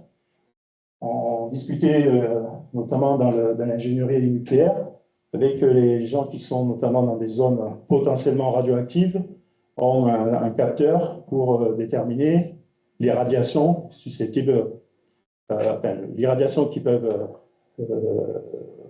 obtenir et un seuil à ne pas dépasser chaque mois. Donc, ça, ce sont des capteurs, par exemple, IoT, qui permettent de savoir en temps réel où en est effectivement ces gens-là. Et à un moment donné, il va falloir peut-être imaginer que sur un planning sur lequel cette personne était prévue à tel endroit la semaine prochaine, elle ne pourra pas y être à cause effectivement de cette contrainte. Donc tout ça, ça nécessite de pouvoir très rapidement, en temps réel, pouvoir faire cette allocation rapidement.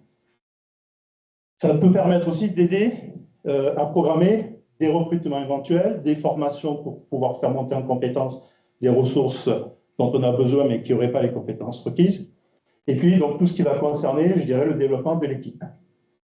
Ça va être, de ce fait, grâce à cette allocation, la planification dynamique. Donc, on va pouvoir, en fonction des ressources qui sont mises à disposition, de pouvoir revoir, modifier en temps réel la planification.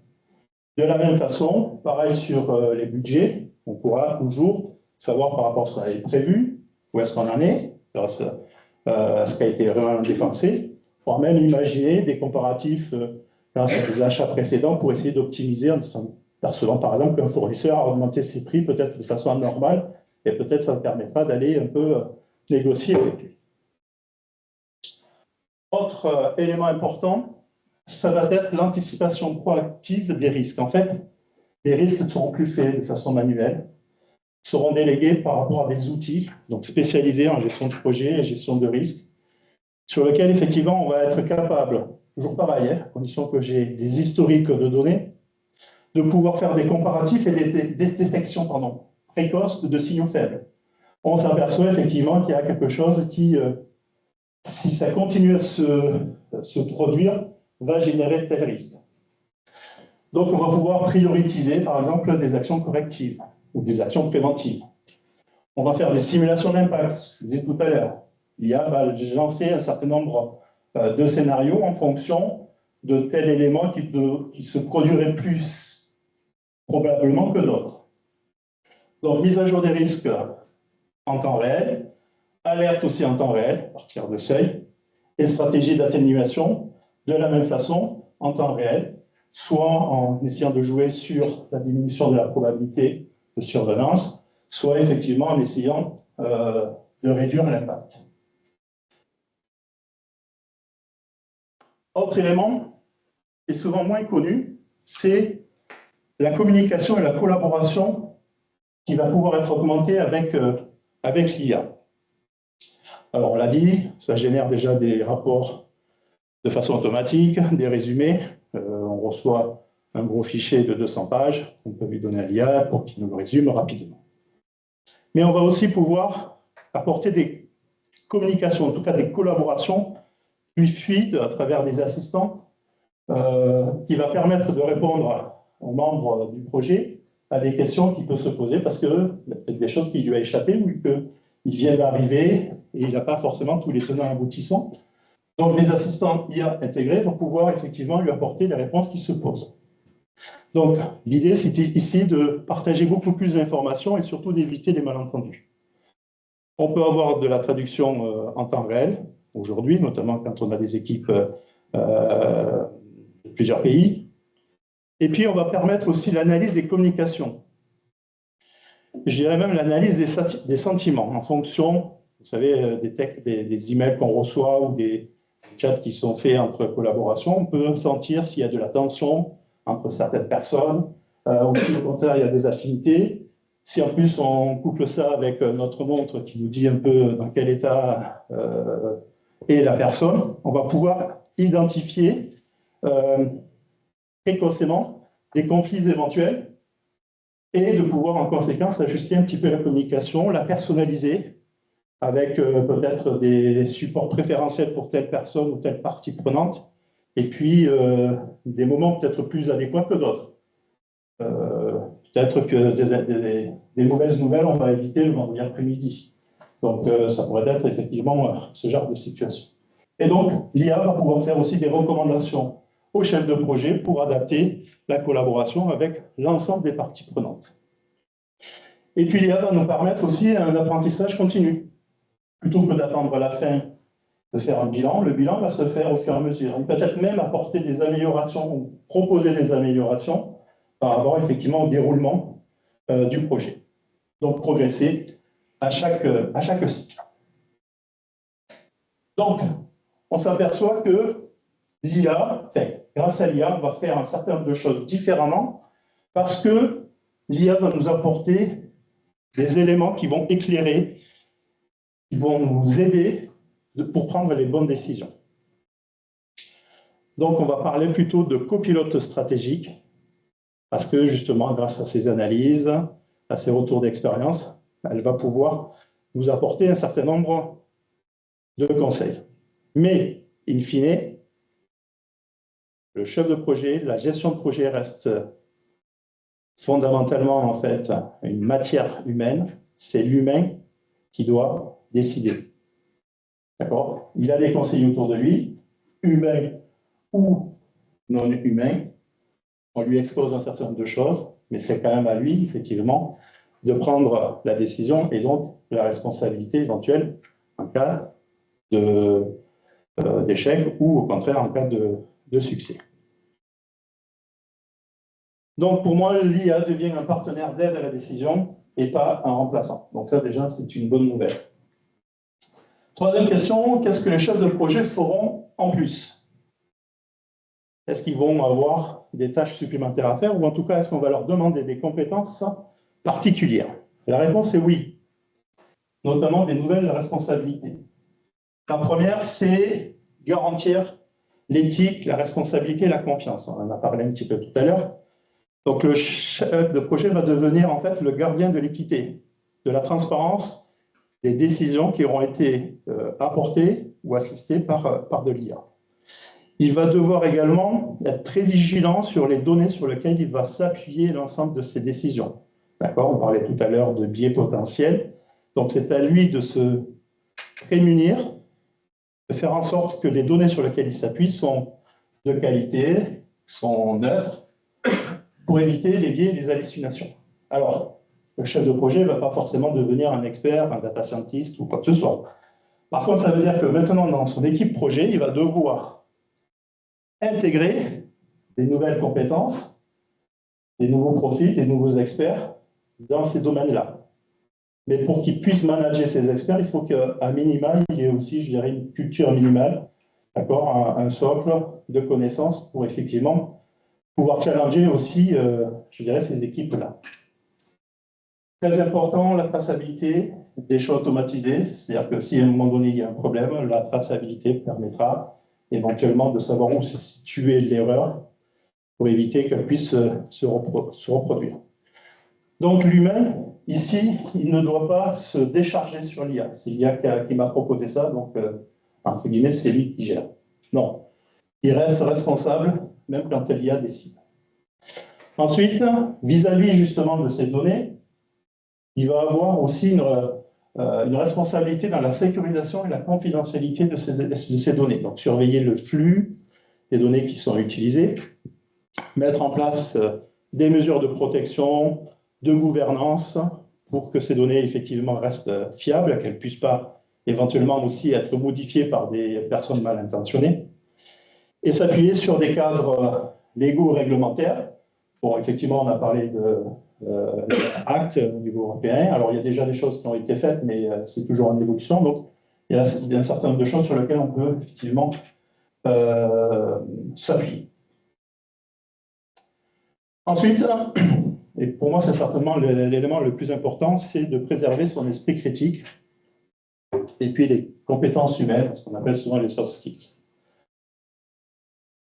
Alors, c'est vrai aujourd'hui, notamment pas forcément dans l'IA, mais on utilise de plus en plus des outils numériques. Donc, ce qui fait qu'on devient très dépendant. Et donc, il faut toujours, quelque part, garder à l'esprit que le numérique, c'est comme tout, ça peut tomber en panne. Ou ça peut engendrer des dysfonctionnements et des erreurs. Donc, prévoir des plans de contingence pour faire face, effectivement, à des défaillances technologiques. Ou au fait que les résultats attendus sont complètement illogiques. D'accord ? Et pour cela, il faut continuer à s'appuyer sur les fondamentaux, et notamment les fondamentaux en matière de gestion de projet. On ne va pas remettre en cause tout ce qu'on a appris en termes de gestion de projet. Au contraire, effectivement, on va en avoir de plus en plus besoin. Et c'est là où l'esprit critique va nous permettre aussi à un moment donné de challenger des décisions que peut nous donner l'IA. Donc, maintenir et développer des compétences clés comme le jugement, la communication, je dirais de manière générale, tout ce qui est leadership. Ensuite, c'est de gérer la transparence et l'acceptation de l'IA, notamment au sein des équipes. D'accord ? Donc, expliquer les décisions qui sont issues d'algorithmes. On appelle l'IA explicable. Alors, c'est pareil, on peut s'appuyer sur des experts. Favoriser l'adhésion des membres de l'équipe. D'accord ? Qu'il faut qu'elles adhèrent. Hein. Donc, on a cette notion de résistance au changement. On l'a parlé tout à l'heure. Donc, ce n'est pas évident pour des personnes qui ont, depuis des années, l'habitude de faire un certain nombre de choses, de leur demander de faire différemment ou de laisser faire l'IA par rapport à des tâches qu'elle faisait au préalable. Donc tout ça, ça passe par de la formation continue, la montée en compétences sur tous les outils numériques, digitaux, et puis intégrer l'IA également dans les politiques RSE d'innovation durable, c'est le point qu'on a vu à la fin. Donc il y a peut-être des tâches assez simples où il n'est peut-être pas nécessaire de demander à l'IA de faire un certain nombre de résultats pour éviter de trop maximiser l'impact sur la planète. Donc, en fait, ce qu'on attend du chef de projet, c'est qu'il soit moins technicien, mais beaucoup plus stratège, beaucoup plus facilitateur, voire coach au sein de son équipe. Et donc, j'ai les éléments sur les 3 questions en résumé.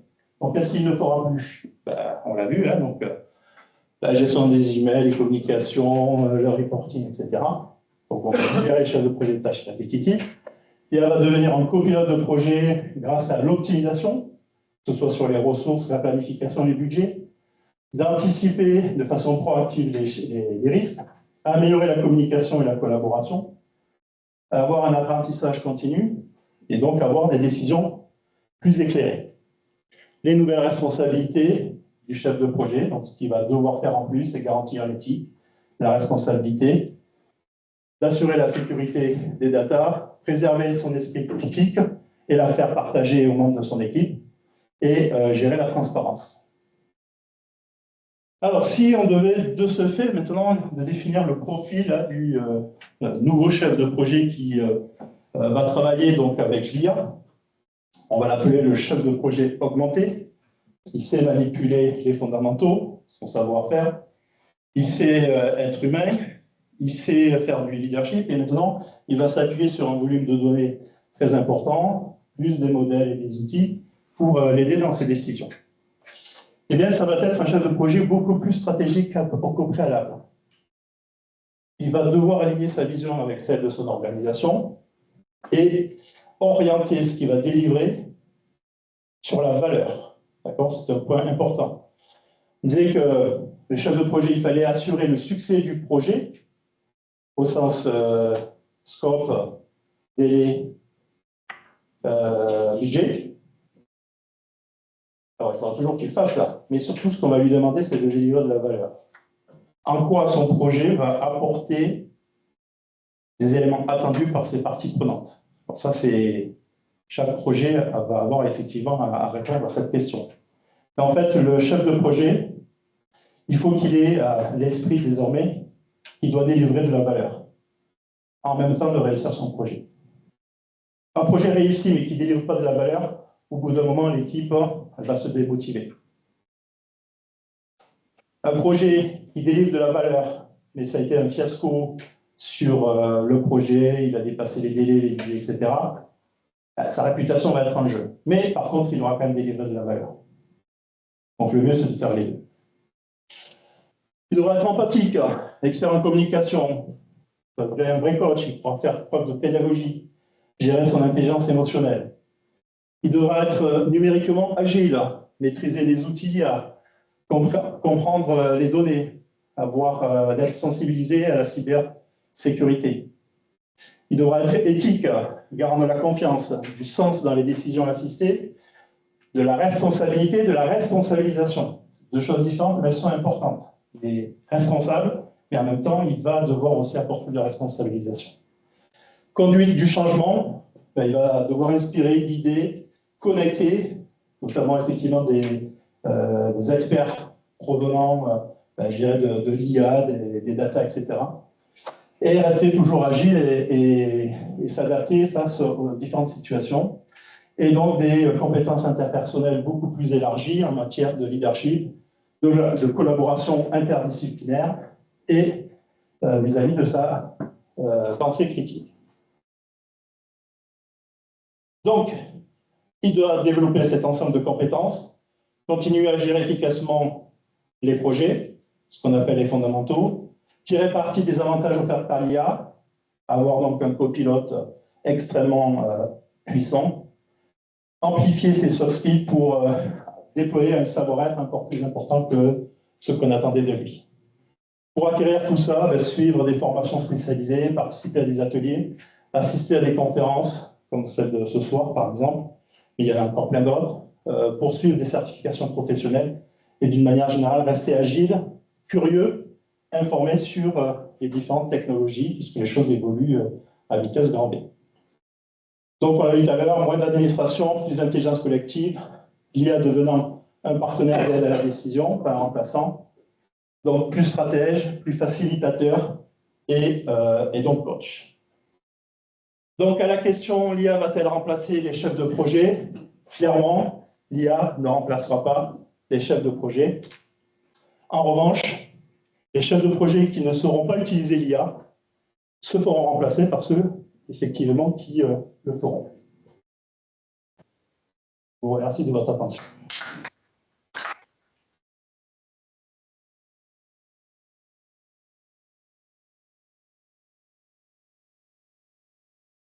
Merci Bruno. Merci Bruno.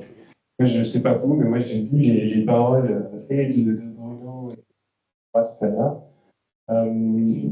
Merci à tous les deux. On avait prévu normalement de débattre un petit peu ensemble. Je propose effectivement de vous passer les micros si vous le souhaitez. On est un peu plus tard que prévu, merci pour moi. Mais néanmoins, moi je pense que c'est utile qu'on puisse poser des questions si vous en avez, qu'on puisse échanger ensemble. C'est ça qui fait la richesse aussi de nos conférences et de nos rencontres. Sachant qu'on peut continuer de toute façon à débattre ensuite avec un verre à la main, quelques petits fours, ou même après, plus tard,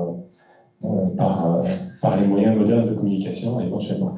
Mais néanmoins, si vous avez des questions, je pense que pour Kougoura ou pour Bruno ou pour nous-mêmes. Merci. J'ai deux petites questions pour Bruno, s'il est d'accord pour y répondre. Ah, toujours. Alors, et si j'y arrive pas, je demanderai à il est super le profil du chef de projet du futur, ce qui suppose quand même qu'on change un petit peu la façon de le former, de le préparer, etc. Et ma question autour de ça, c'est de dire aujourd'hui, des chefs de projet, ils ont pratiqué d'une certaine manière, je crois que le principe que la formation est faite, etc., etc. Et ils ont la capacité, par rapport à une expérience gagnée, d'avoir l'esprit critique dont on parle pour juger de l'apport que peut apporter l'IA, etc. Plus on va avancer, moins ils auront pratiqué à l'ancienne, on va dire, entre guillemets, et du coup, l'esprit critique, je pose des questions sur comment il va venir et d'où est-ce qu'il va venir. Et après, on met le chef de projet dans une structure, une organisation, un grand groupe tel qu'on fonctionne aujourd'hui, qui le presse pour délivrer vite, quelles que soient les conditions qu'on peut mettre avec la valeur attendue. Et du coup, est-ce qu'il sera toujours aussi vigilant avec la pression qu'on met sur un certain nombre de choses quand il faisait lui, il savait ce qu'il était en train de faire, alors bien, moins bien, vite, quick and dirty ou tout ce qu'on veut selon les organisations.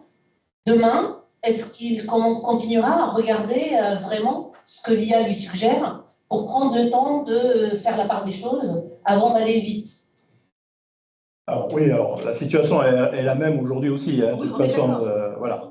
Normalement, l'IA va lui permettre de dégager du temps, d'accord? Parce qu'il y a un certain nombre de choses qui va pouvoir être fait à sa place, mais lui, il va plutôt être là pour valider. Donc son esprit critique, justement, on va lui demander d'être encore plus critique vis-à-vis effectivement de ce qu'il va devoir, entre guillemets, valider. Alors je suis d'accord avec vous, hein, c'est le problème de la dépendance. Au bout d'un moment, on se dit, bon, ben, ça c'est bon, ça c'est bon, ça c'est bon. Ça fait 3 mois que c'est bon, il n'y a pas de raison que le 4e mois ce ne soit pas. D'accord? C'est vrai dans tout ce qui est malheureusement contrôle qualité, on peut s'appuyer malheureusement sur ces lauriers. Alors au-delà du chef de projet, je pense qu'il y a aussi beaucoup d'autres choses qui vont évoluer. Le PMO, d'accord, qui va aussi intégrer un certain nombre de choses et donc il va permettre aussi un appui du chef de projet.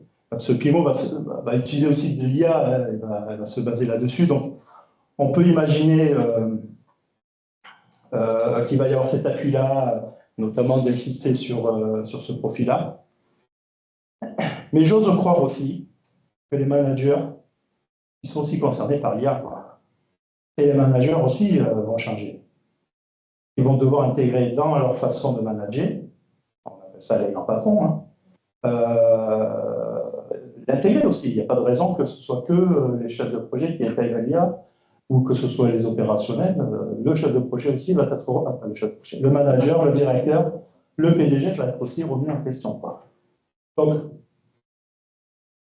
on peut voir les choses de façon pessimiste, on peut les voir de façon optimiste, d'accord? Malheureusement, je n'ai pas la réponse de tout ça, mais j'ose imaginer qu'effectivement, ça va être quand même un mouvement et une prise de conscience importante. Là où je serai plus réservé, malheureusement, c'est pour les jeunes. D'accord? Parce que j'espère qu'en tout cas dans les écoles, on leur apprend maintenant à cet esprit critique et puis de ne pas toujours s'appuyer sur la technologie. Parce que on sait très bien que la formation passe aussi par l'expérimentation et le fait de se gourer, d'être dans l'échec, de comprendre pourquoi on s'est trompé, etc. Le risque, c'est effectivement à trop s'appuyer sur de l'IA sans cet esprit critique, c'est effectivement un danger. Alors je dirais que pour moi, c'est plus le danger par rapport à eux. Et là, je compte sur les écoles et sur les programmes pédagogiques et les professeurs pour justement faire attention à ce possible biais qu'on pourrait rencontrer. Alors, du coup, moi, j'avais aussi une petite question. Il y a un petit truc qui m'a piqué, parfait, mais il y a un petit truc, je me suis mis en condition opérationnelle et je me suis dit, oh là là, le pauvre chef de projet va être responsable de beaucoup de choses d'un point de vue éthique et qui touche justement à l'éthique individuelle. Quand vous avez abordé les sujets en équipe, il va être le garant de, entre guillemets, vérifier si la personne va bien, si effectivement elle n'a pas des problématiques XY et comment pour le bien du projet, le bien de l'entreprise, on va réorganiser tout ça en fonction de données qui auront été prédictives, entre guillemets. Je me suis posé la question de l'éthique et je me suis posé aussi la question de la RGPD autour de ça et de la responsabilité du pauvre chef de projet augmenté. Comment une entreprise va pouvoir mettre ça en place parce que est-ce que c'est vraiment de sa responsabilité tout ça? Alors ça reste lié à l'éthique et la transparence et la politique de l'entreprise. Comment l'IA va gérer? Après, c'est un choix qui va être collectif à un moment donné, d'accord? Voilà. Je dis, voilà, ça c'est possible. Est-ce que ça sera mis en place ou pas? Est-ce qu'on va récupérer les informations des montres? Je ne sais pas. Honnêtement, moi, je pense que ce serait plutôt une bonne chose, d'accord? Parce que aujourd'hui, un chef de projet, alors, moi je suis chef d'entreprise aussi par ailleurs d'une petite structure. Donc j'essaie toujours d'être en liaison avec les collaborateurs dans l'open space, etc. J'ai toujours la porte ouverte.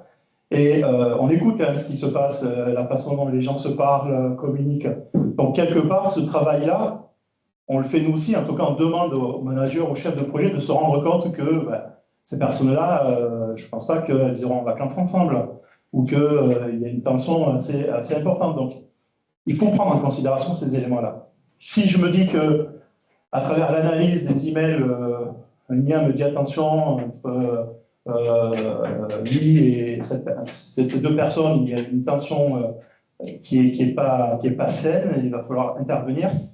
Voilà, c'est une alerte. Mais malgré tout, ça restera au chef de projet d'essayer par lui-même d'aller discuter avec ces gens-là et tirer le fruit du vrai, quoi. Mais après, moi je fais toujours attention, d'accord, en disant que le chef c'est le mauvais et ses collaborateurs ce sont des gens gentils, d'accord. Des fois c'est aussi un peu l'inverse. Et si l'IA peut aider dans un sens comme dans l'autre, je pense qu'il ne faut pas s'en priver. Voilà. Mais bon, ça c'est plus personnel. Si je peux me permettre un truc, je pense qu'on enlève quand même un peu on enlève de ce qu'on voudrait, qu'on devrait garder le plus aujourd'hui, de ce qui est de l'intelligence émotionnelle, de la qualité de la relation et de ce qu'on doit continuer à savoir faire ensemble dans l'interaction. Parce que si on délègue en plus ces signaux faibles qui aujourd'hui font partie de la vie de l'équipe et de la coordination, de la connaissance de l'autre, etc., indépendamment de la partie éthique j'ai le droit de scanner tous les mails, de regarder les chats et tout ce qu'on veut derrière, on enlève une capacité à savoir interagir avec les autres. Je suis d'accord, mais ça ne changera pas. Ce n'est pas l'IA qui va faire cette chose-là. L'IA va me dire, attention, entre ces deux personnes-là, il y a un problème.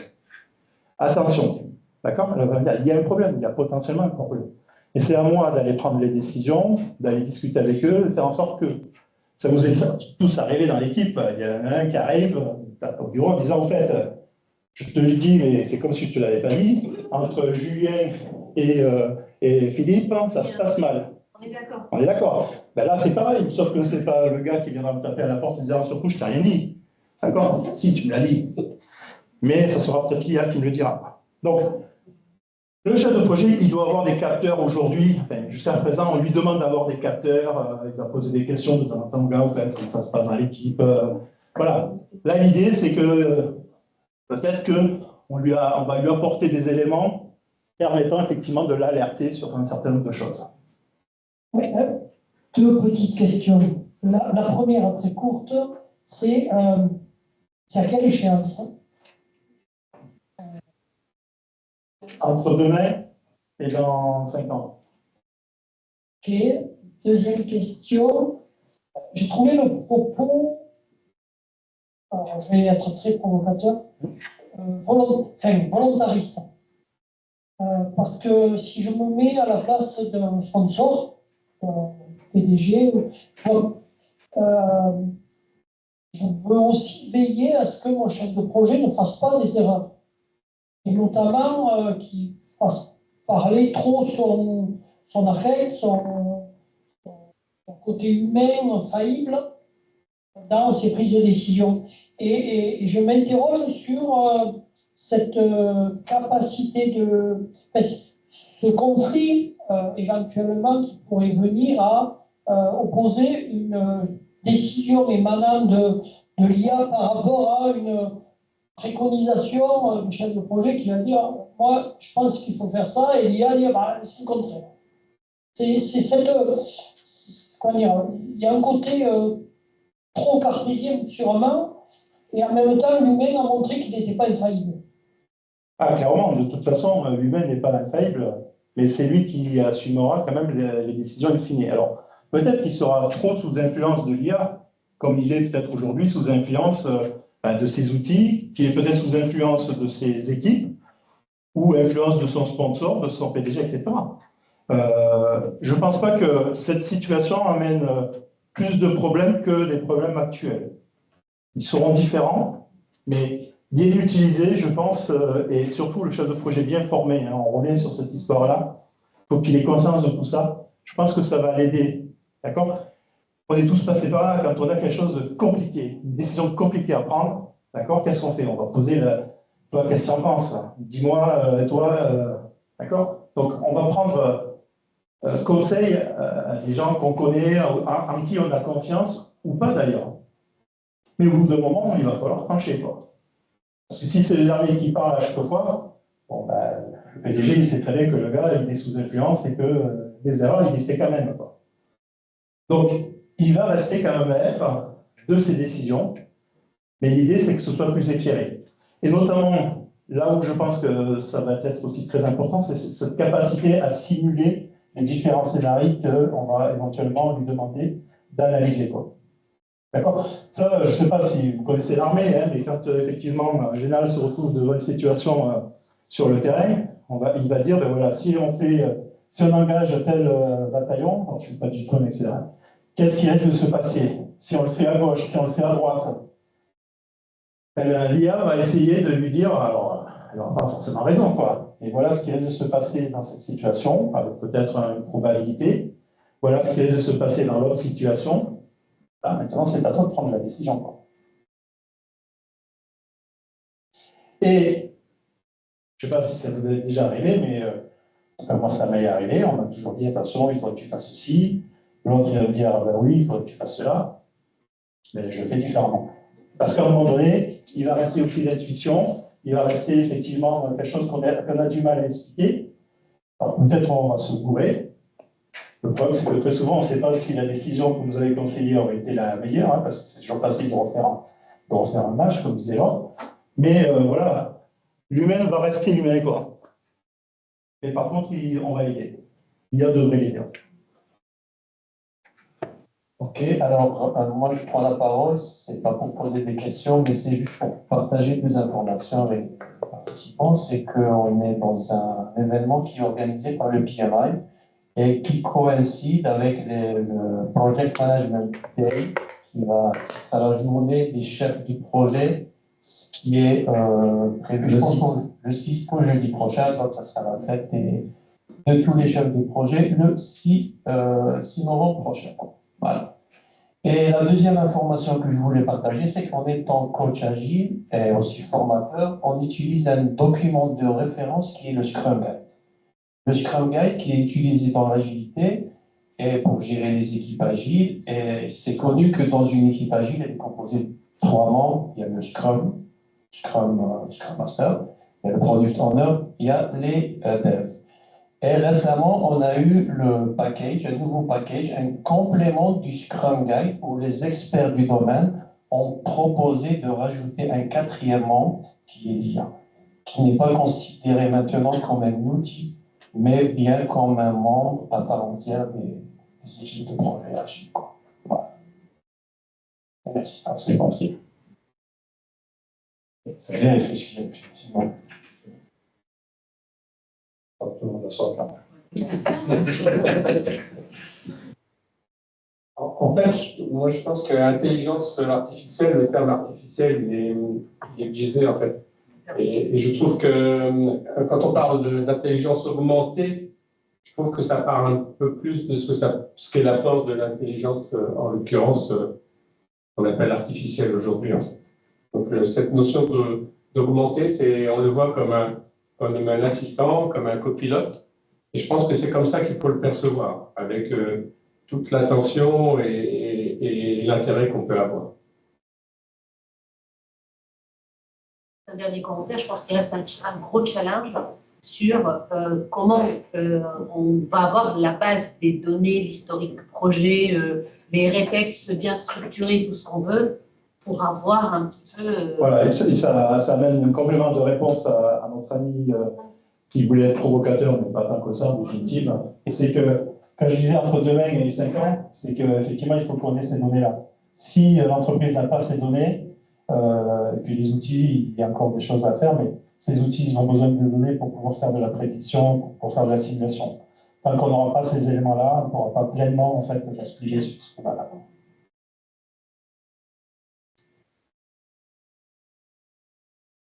Merci, pas d'autres questions. On pourra, sinon, éventuellement, vous inquiétez pas, on va pouvoir aller discuter dans la salle Design Thinking qui se trouve de l'autre côté. Donc, soit on sort par là, soit on fait le tour. Et normalement, il y a des petits fours et des boissons qui vous attendent. Tu l'auras pas dit, là. Avec Pascal, tu l'auras pas dit, hein. Il fallait qu'on en récupère 10 nouveaux bénévoles sur le pôle Orléans. Ils ne sont pas au courant. Il faut leur dire. Je vous parlais d'armée tout à l'heure, on